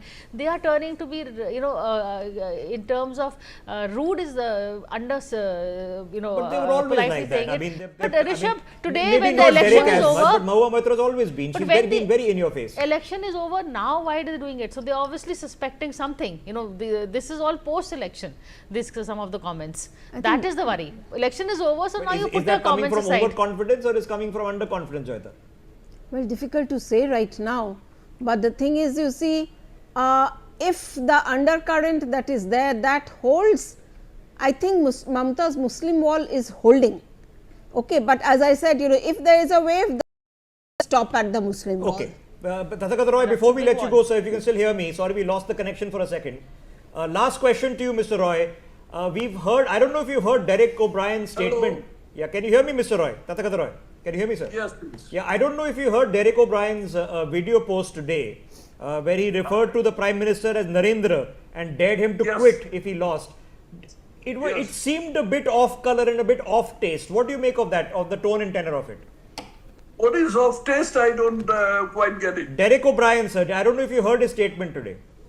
He goes, Narendra, if you lose Bengal, I dare you to quit. It's really unusual to be talking of Narendra Modi in first name terms. Do you think that was a bit off color? No, he's trying to get smart. You see, in Trinamool, Congress is a very peculiar party. It is a party which is basically an extension of one human being called Mamata Banerjee. and the entire bunch of Trinamool functionaries, Trinamool politicians, all their efforts are directed at simply one thing, that pleasing Mamata Banerjee. Derek O'Brien possibly thought that this addressing the Prime Minister by his first name will please Mamata Banerjee and push up Derek O'Brien one notch inside the party. That is why he did it. It's a stupid thing to do, but that's the way Trinamool Congress functions. Okay, Tathagata Roy, appreciate your time. Thank you for joining us on the telecast. Manasvi joining us on the broadcast as well. But Priya, just to continue that thought, they've got feedback now. No, they have a rough idea of what's going on. Nobody actually knows, but they've got a rough idea where it's gone well, where it's not gone so well. The poll guys have now, the WhatsApp groups are activated. At what point of time do you go out as a political party feeling a lot more confident, or do you just keep it under wraps till the 4th? Just keep mum. Unfortunately, They've come untrue. What do you think of the Bengal predictions? They seem to have come untrue. What do you think of the Bengal predictions? They seem to be indicating a surprise for the TMC and not in a good way. I think the kind of understanding which has understanding which has happened, I think both of them have fought equivalently well, be it BJP by using all the forces, by getting the CAPF on ground, by doing SIR. They could do it what they had, their instruments, and also TMC what they could do with their instruments. They have done it pretty well. So I feel it's a kante ki takkar. I don't say that it's not a kante ki takkar, and it's a very volatile election which has happened, and also keeping everything under the blanket, which has happened, and also keeping everything under the blanket. The volatility is there, but massive lead by any political party or any political leader will be there. The difference is going to be very small, and with the small difference, I think it can go anywhere. It can go with BJP, it can go with TMC, but none of the polls have actually shown for TMC less than 100 seats. So it's a kante ki takkar there. And polls have shown 130, 135, 140 for BJP. Okay, we've unfortunately lost that connection quickly once again. I just wanted to pull out some of the figures on your screens because they're getting updated with the final tell of every single number out there. And while we've been discussing the battle in Bengal, a very interesting battle has happened in Kerala, where across the board the prediction is pretty consistent. It's the Congress coming back to power in Kerala. Priya, I just want to pick that thought. Where does this figure as a relief, as a respirit? Where does it figure into the larger context of things? Because now you've had a Rahul Gandhi who's fought from and won from Kerala. Then he has had his sister fight from the constituency and win that constituency. Where does this fit in? No, in terms of the Congress narrative and the opposition, the Congress has to, hold on to win one state at least. It's not winning Assam, Kerala. It has to win. So, to prove itself that it is also can sit with the other opposition leaders on the India bloc table. I think the Congress desperately needs this win, and it is a predictable win. The Congress has, if you look at the way they went about it, first we had Shashi Tharoor sulking, talks of him joining the BJP. He would not, and he may not be, in terms of leadership role. But he is a very popular campaigner. He gets the crowds. He may not be winning the chief ministerial stakes. VD Satishan, who is the CLP leader in the state, has a more popularity on ground than Shashi Tharoor. But Shashi Tharoor matters in Kerala. It is good to have him within the Congress, and I think the Congress realized that. They did make up. There was, before the elections, there was a rapprochement reaching out. KC Venugopal, in fact, is the one who reached out to Shashi Tharoor and had that meeting with Rahul Gandhi. It was done in Parliament, so the cameras were there, so everybody could see it. So all that happened. I think the Congress fought the Kerala election well as a united party in terms of organization. Also, they already have an organization on ground. That was an election well fought. Of course, the missing Priyanka Gandhi, send him. He's the general secretary organization. We got your drift. We got your drift. That's a source-based one from Priya Sehgal, from people that she's been speaking to. She's not quoting anybody over there. Let me get Nilanjan into this conversation. Coming back to Bengal, Nilanjan Das.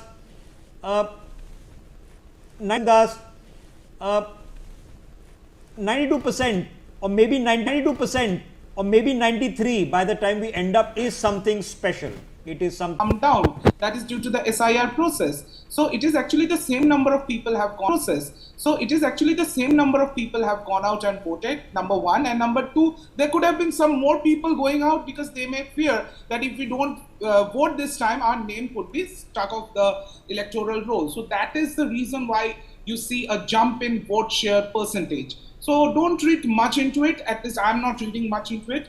But the kind of numbers, the wild numbers that have been shown in the exit poll, it is really bewildering.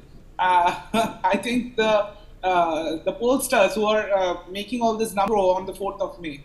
Well, they were long last time, many of them. Yes. And Yes, it was a sweeping mandate for Mamata. Propaganda. All these are paid polls. They are done by the BJP. Everyone knows that. We are used to this. It's the same game that's played every time. Last time also they did this, and by this Sunday they would show BJP getting 200 seats. They need to do this to charge the morale of their workers. Otherwise, Well, it's always all hubris until it's real. But Nilanjan, then. But isn't it also reasonable for the BJP to think that, you know what, it has been the most peaceful election ever. Something significantly different has happened. And there were people who were afraid to vote and they've come out in our favor. Exactly. So this has been the most peaceful election. People have come out and voted, and I think as per BJP's statements, they don't say that. I think you know that there has been one death of one of the an old senior citizen in Udaynarayanpur. Okay, the allegation is that he was beaten by the CRPF. They of course deny it. It's under investigation. But yes. Yes. Finish your thought. Who has been beaten up by the central police. So this is what they are doing. In 2021 also we saw in Shitalkuchi. A record turnout has happened. If Mamata Banerjee still manages to win, what other options have now the BJP got left? Well, BJP has always been trying to, of course, in West Bengal they wanted to unseat Mamata Banerjee. Part of it, and call it mathematics and statistics. The pride part of it does play. She has been somebody who has really risen from the ranks under duress. She's been on the street. She's faced violence on her own and taken on the left, which was the origin of the Gunda Raj in Bengal when that happened. And she's taken them on, defeated them, lasted all these years. Don't underestimate her. But at the same time, don't underestimate BJP either. They're capable of pulling surprises. Slowly and steadily and sometimes very sharply. Okay, let's pick up some numbers on Tamil Nadu now on your screens. We have G. Siddharthan joining us on the broadcast. I also have Dr. N. Ramasubramaniam. Dr. Ramasubramaniam. That has made a dent into the vote share of both the parties, ADMK and DMK. Otherwise, it would have been a two-way fight between DMK and the ADMK. So this time, the new player, Vijay, even TVK may win a substantial number of seats in Tamil Nadu. I think that is not a reality. One poll, Access, is giving nearly 100 seats. Yeah, exactly. Yeah, I have seen it as even 115 or 120. That is even a simple majority for TVK. I think that is. And then we have to argue that there is a honeymoon period kind. And then we have to argue that there is a honeymoon period kind of scenario because there is no charismatic, all-encompassing, larger-than-life figure to take on the DMK right now. Then that begs the question, sir, in the interim election which we've had, in which we have seen Udayanadi come out and campaign, lead certain aspects of the rallies, is he then an obvious future leader, future chief minister you think of Tamil Nadu? Maybe not this time, but certainly in the future?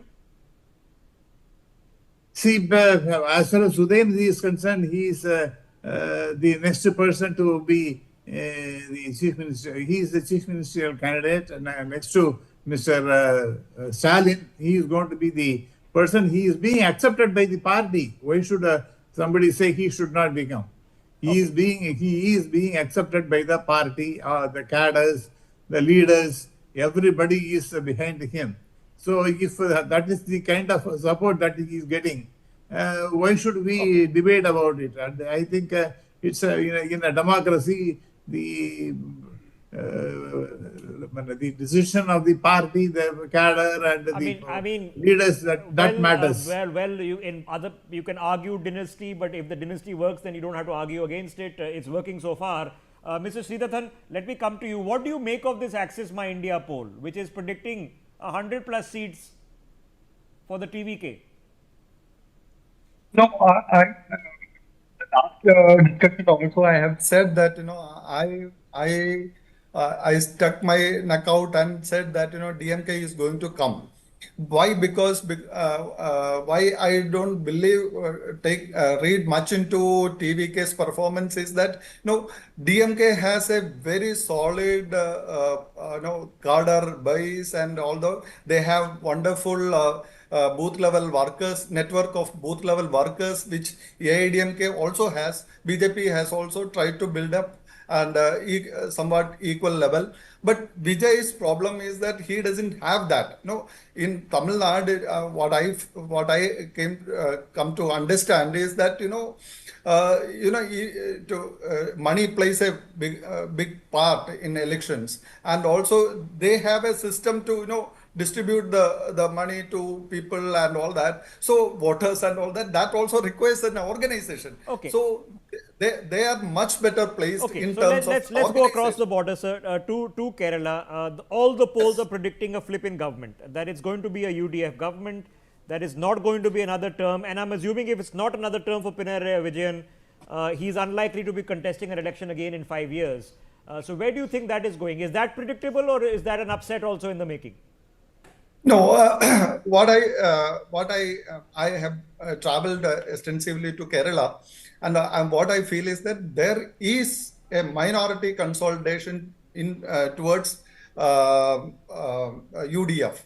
The Kerala usually, it is North Kerala always supports the UDF, and left Muslims and other and a bit of Christian community also support LDF.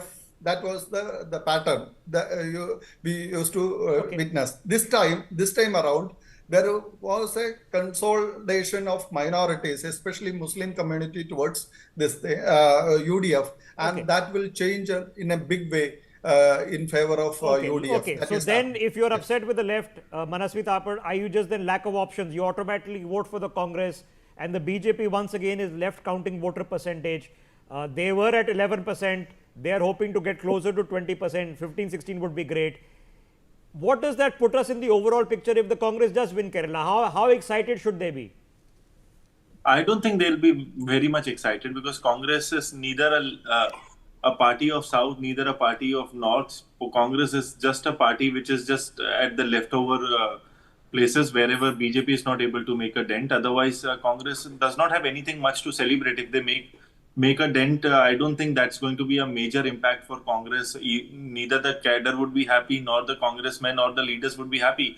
It's just that they fought the election there and they won that election. But how much is that going to make a impact in Lok Sabha? Not only 2 seats. So that's not something which is going to be a major factor for Congress. So Congress has to rework on their entire strategy. They are not there in West Bengal. They are not there in Tamil Nadu. They are not there in Puducherry. Assam, they are being told that they are going to give a fight, but how much is that fight going to turn out? So that is also something which the result is going to say. But it's just that Congress does not have a strategy. Congress does not have the might or the ammunition to fight the BJP. BJP is so strong that they are going to they're going to be second in place in almost all the elections they are fighting, and wherever they are coming second, they make sure the next election or the forthcoming. It is the truism of the Congress that in any state in the history of the country, once they have become number 3 party, they have never come back to form a government on their own. In Bengal, they face oblivion, 0 potentially in this election. In Assam, not oblivion, but status quo ante. In Tamil Nadu, reduced to a very junior partner, where to the point in Puducherry, they can argue that they aren't being even given options there by the DMK. not relevant in the DMK thinking of things is the Congress party. They hold a seat or two, Karthi Chidambaram for example does, but not in the thinking of the politics of the state anymore. But in Kerala, a win is a win. Okay, you can then argue that you held it in Karnataka, you won in Kerala, you got something going. Whether it adds up to something, I don't know. Quick 1 minute break. We are back on the other side. We come back with all the numbers. You've been watching the turnout on your screens. It is easing its way up and the average is expected to end at 93%. We see you in 60 seconds.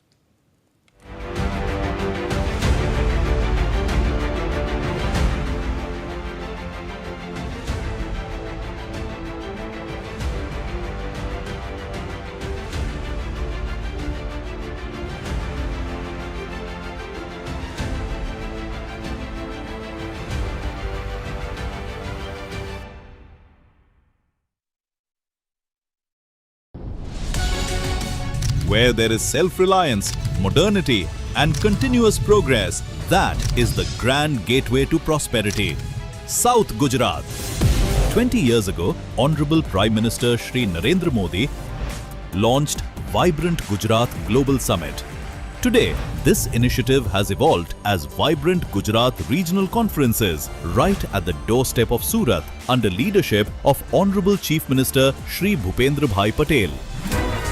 This conference will become a medium of progress for many sectors, including diamond, textile, chemicals, pharma, and food processing, and will generate new employment opportunities.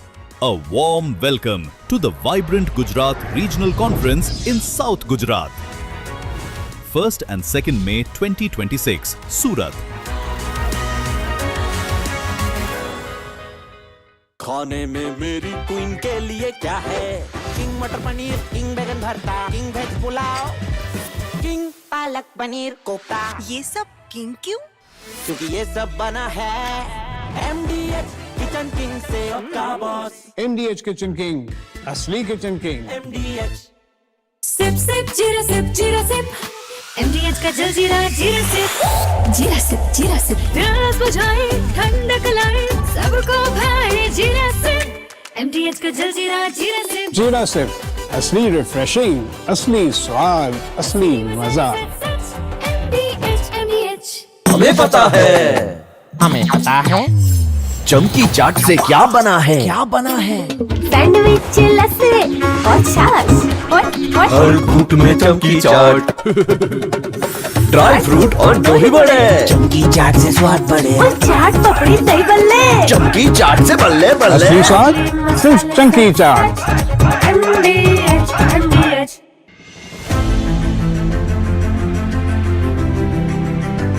नए भारत का नया उत्तर प्रदेश पूरे देश में connectivity के क्षेत्र में role model बन गया है।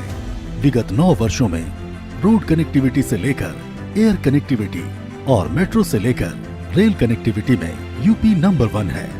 प्रधानमंत्री श्री नरेंद्र मोदी के मार्गदर्शन और माननीय मुख्यमंत्री योगी आदित्यनाथ के सतत प्रयासों से उत्तर प्रदेश विगत 9 वर्षों में सर्वाधिक एक्सप्रेस वे वाला प्रदेश बन गया है। सर्वाधिक अंतर्राष्ट्रीय एवं घरेलू एयरपोर्ट्स के साथ उड्डयन प्रदेश बन गया है। सर्वाधिक शहरों में मेट्रो यहाँ दौड़ती है। रैपिड रेल पहली बार यूपी में ही चली है। पहला इनलैंड वाटरवे वाराणसी से हल्दिया को जोड़ता है। स्वर्णिम संभावनाओं के खुले द्वार, समृद्धि की डबल इंजन रफ्तार।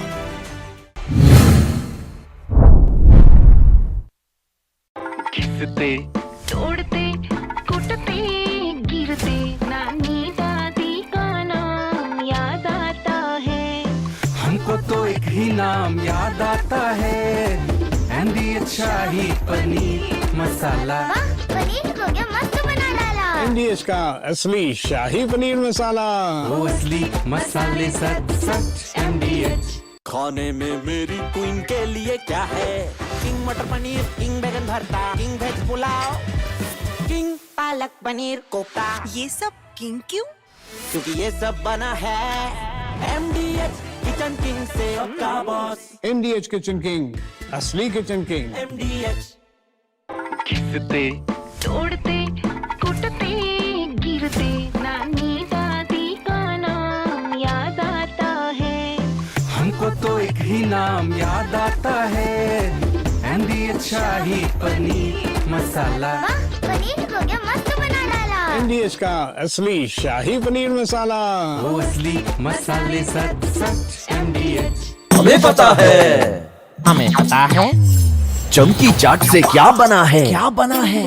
सैंडविच लस्सी और छाछ और हर घूंट में चमकी चाट, ड्राई फ्रूट और जो भी बढ़े, चमकी चाट से स्वाद बढ़े। और चाट पपड़ी दही बल्ले, चमकी चाट से बल्ले बल्ले। असली स्वाद सिर्फ चमकी चाट। Where there is self-reliance, modernity and continuous progress, that is the grand gateway to prosperity. South Gujarat. 20 years ago, Honorable Prime Minister Shri Narendra Modi launched Vibrant Gujarat Global Summit.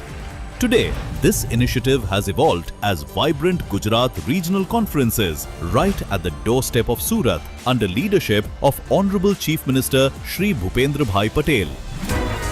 This conference will become a medium of progress for many sectors, including diamond, textile, chemicals, pharma, and food processing, and will generate new employment opportunities.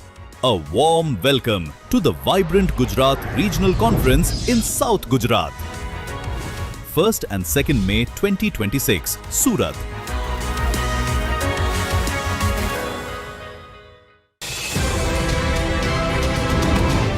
I think people's blessings, love, affection.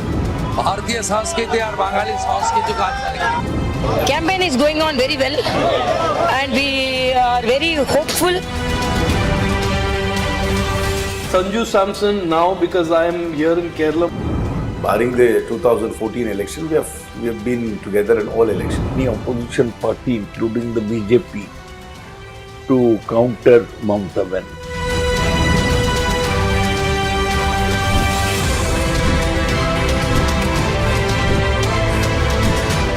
DMK is doing good. मतलब development बोल के कुछ नहीं हुआ, hospitality में, medical में या फिर स्कूल में देख लीजिए। बॉर्डर कितना किलोमीटर तक बंद नहीं हुआ है।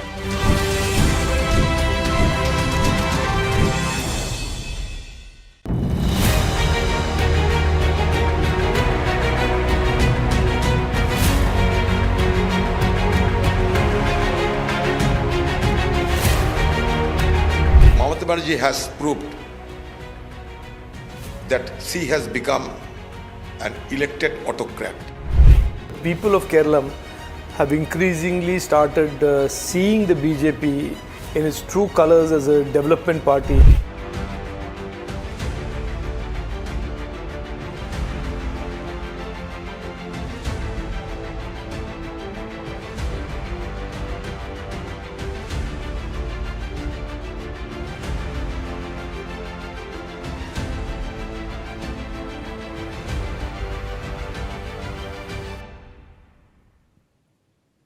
And welcome. You're watching NewsX. I'm Megha Sharma, and the exit poll results are out. I'm going to take you through these results. The agencies, the surveyors who have put out their numbers, they have stuck their neck out, and this is what they've predicted. Let's start with Puducherry.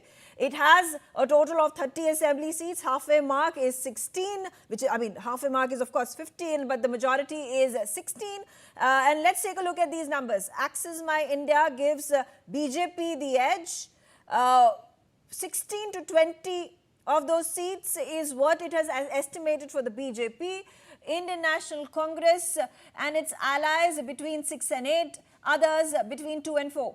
People's Pulse, on the other hand, has, in fact, once again, similar predictions for the BJP and its allies between 16 and 19, Congress between 10 and 12, and others, smaller regional parties have not opened their account as per People's Pulse's survey. Now, TOI has given BJP and its allies between 60 and 20.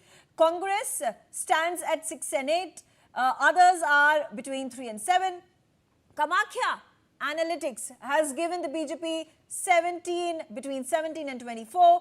Congress between 4 and 7, and others between 1 and 3. So, if you take a look at the average poll of polls, BJP is comfortably ahead of the Congress and others at 19.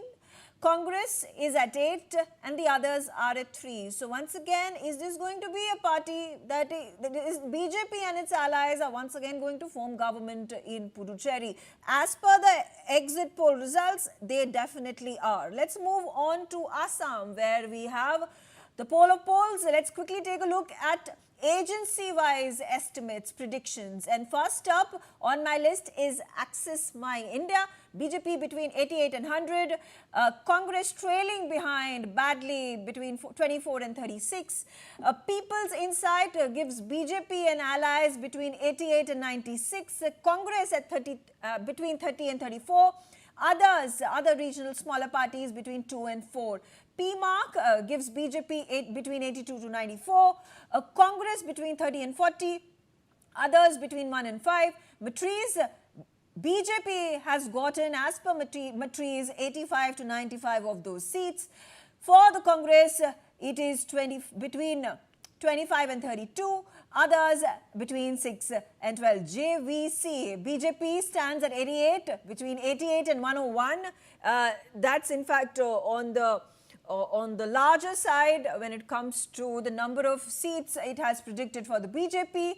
Congress between 23 and 33 and others between 2 and 5. Bharat Pulse between 91 and 99 is the estimate that it has given. Prediction to the BJP and allies between 23 and 30 is what the Congress is going to win as per Bharat Pulse, and others are likely to be getting between 4 and 5 as per this surveyor. Now, Poll Diary gives BJP between 86 and 101, Congress between 15 and 26, others between 3 and 7. And finally, Vote Vibe gives BJP between 90 and 100, Congress between 23 and 33, and others between 0 and 6. So halfway mark being 64, BJP comfortably ahead of all its competitors, all its rivals, including the Congress.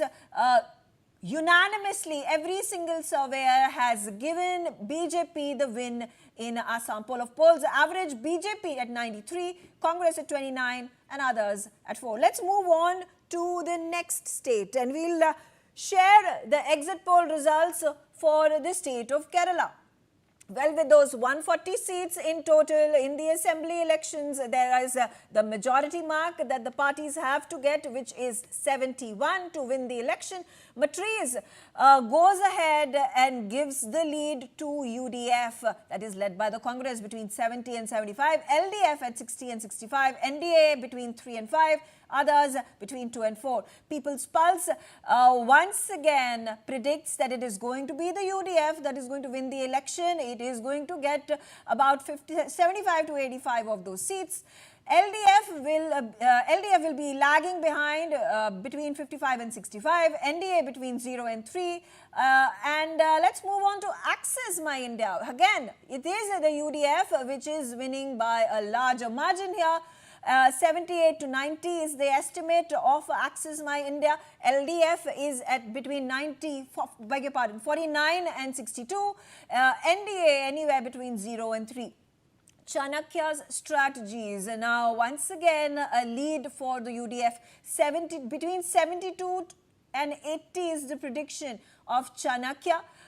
LDF at between 58 and 64, and others are likely to get between 3 and 7. It has not given any number of seats that the NDA is going to win in Kerala. Bharat Pulse, once again, UDF goes ahead and wins this election as per Bharat Pulse's prediction between 89 to 99 seats, LDF at 29 and 33, NDA between 12 and 14.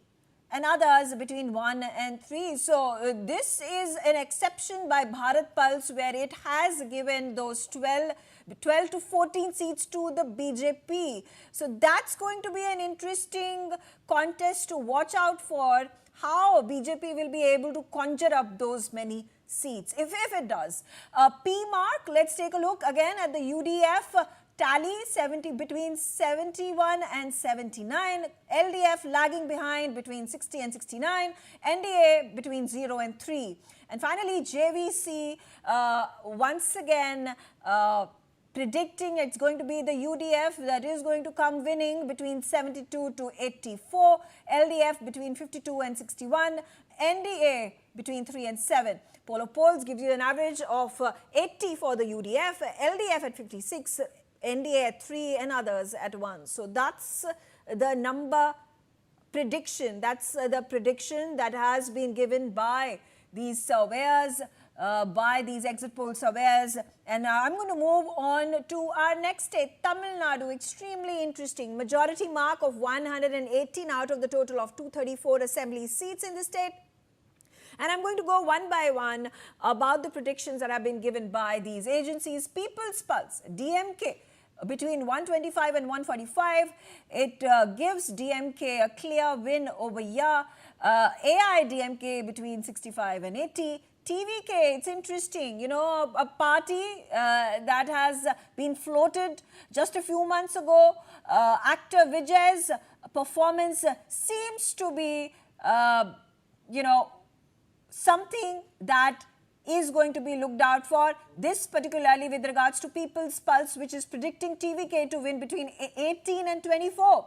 Others between 2 and 6. P mark, in the meantime, DMK again 125 to 145, which is a majority, which means DMK wins the election as per P mark.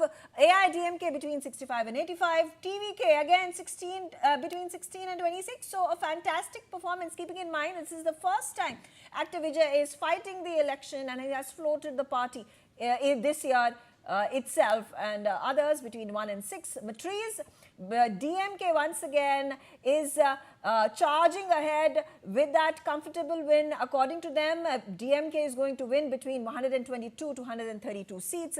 AIDMK between 87 and 100. TVK between 10 and 12. Others between 0 and 6. Chanakya Strategies, on the other hand, has given a massive landslide victory to the DMK between 145 and 160. AIDMK at a meager 50 and 65. TVK, interestingly, anomaly over here, Chanakya Strategies predicts that TVK is not going to, in fact, even open its account. And others are likely to win between 80 and 26 if this surveyor were to be correct. We also have JVC, which has again predicted DMK at between 75 and 95. So it is in fact, JVC has in fact predicted that DMK is not going to win the election. It is the AIDMK that is going to be crossing the majority mark of 118, in fact not just 118. What the JVC is predicting is that AIDMK and BJP and other allies are going to win seats between 128 and 147, TVK between 8 and 15. Moving on to vote vibe, again, it has predicted that DMK will not be able to cross the majority mark. It says that the DMK and allies are going to win anywhere between 103 and 113 seats. AIDMK is going to win between 114 to 124. TVK is going to win between 4 and 10. So interesting, it's a neck and neck fight, but a slight edge that voter vibe gives to AIDMK and allies. Finally, we also have People's Insight. Again, a clear victory, but with a lesser margin for the DMK and allies, which is between 120 and 145. AIDMK lagging behind considerably between 60 and 70. TVK, interestingly, again, you know, the highest number of votes, the highest number of seats that any surveyor, any exit poll agency has predicted for the TVK is People's Insight, giving it between 30 and 40 of those important seats, crucial integral seats in the Tamil Nadu elections. And Access My India, well, it is once again predicting that DMK might fall short of the majority mark of 118. According to Access My India, DMK is likely to win between 92 and 110 seats only. AIDMK is going to win between 22 and 32 seats. And lo and behold, this is quite the prediction. I don't know if it comes true, but according to Access My India, TVK is likely to win between 98 and 120 seats. So if you make a comparison between the number of seats that the DMK is estimated to win, according to this surveyor, it's between 92 and 110, while for TVK it is between 98 and 120. So has TVK been able to make such a massive dent that it has stolen half the votes of the DMK? This, according to the prediction of Axis My India. So poll of polls average comes out to be DMK at 122, AIDMK at 81, TVK at 27 and others at 4. And finally, let's take a look at West Bengal. The majority mark of 148 out of the 294 seats. It was a two-phase election. The second phase is completed today at 6 p.m. And as per Chanakya strategies, TMC is winning between 130 and 140 seats. Chanakya is giving a slight edge to the BJP, who it has predicted is going to win 150 to 160 seats. Congress will not be able to open an account, while others, including left parties, are going to win anywhere between 6 and 10. PMark has once again given BJP the edge. PMark predicts that TMC is going to be able to win between 118 and 138 seats.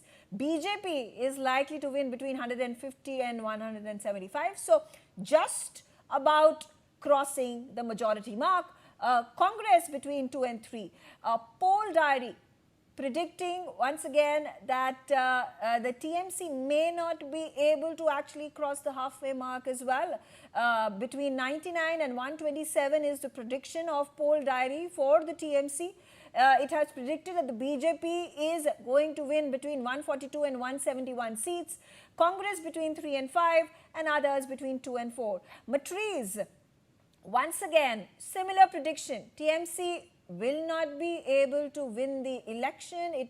What Matriz has predicted is that TMC is likely to win between 125 and 140 votes, BJP between 146 and 161, others at between 6 and 10, and Congress will not be able to win a single seat. JVC in fact, JVC has also predicted that the TMC may not be able to cross the halfway mark again between 131 and 152. So if TMC were to get 152, it is just going to be able to cross the halfway mark, just manage, scrape through is what the JVC's prediction is.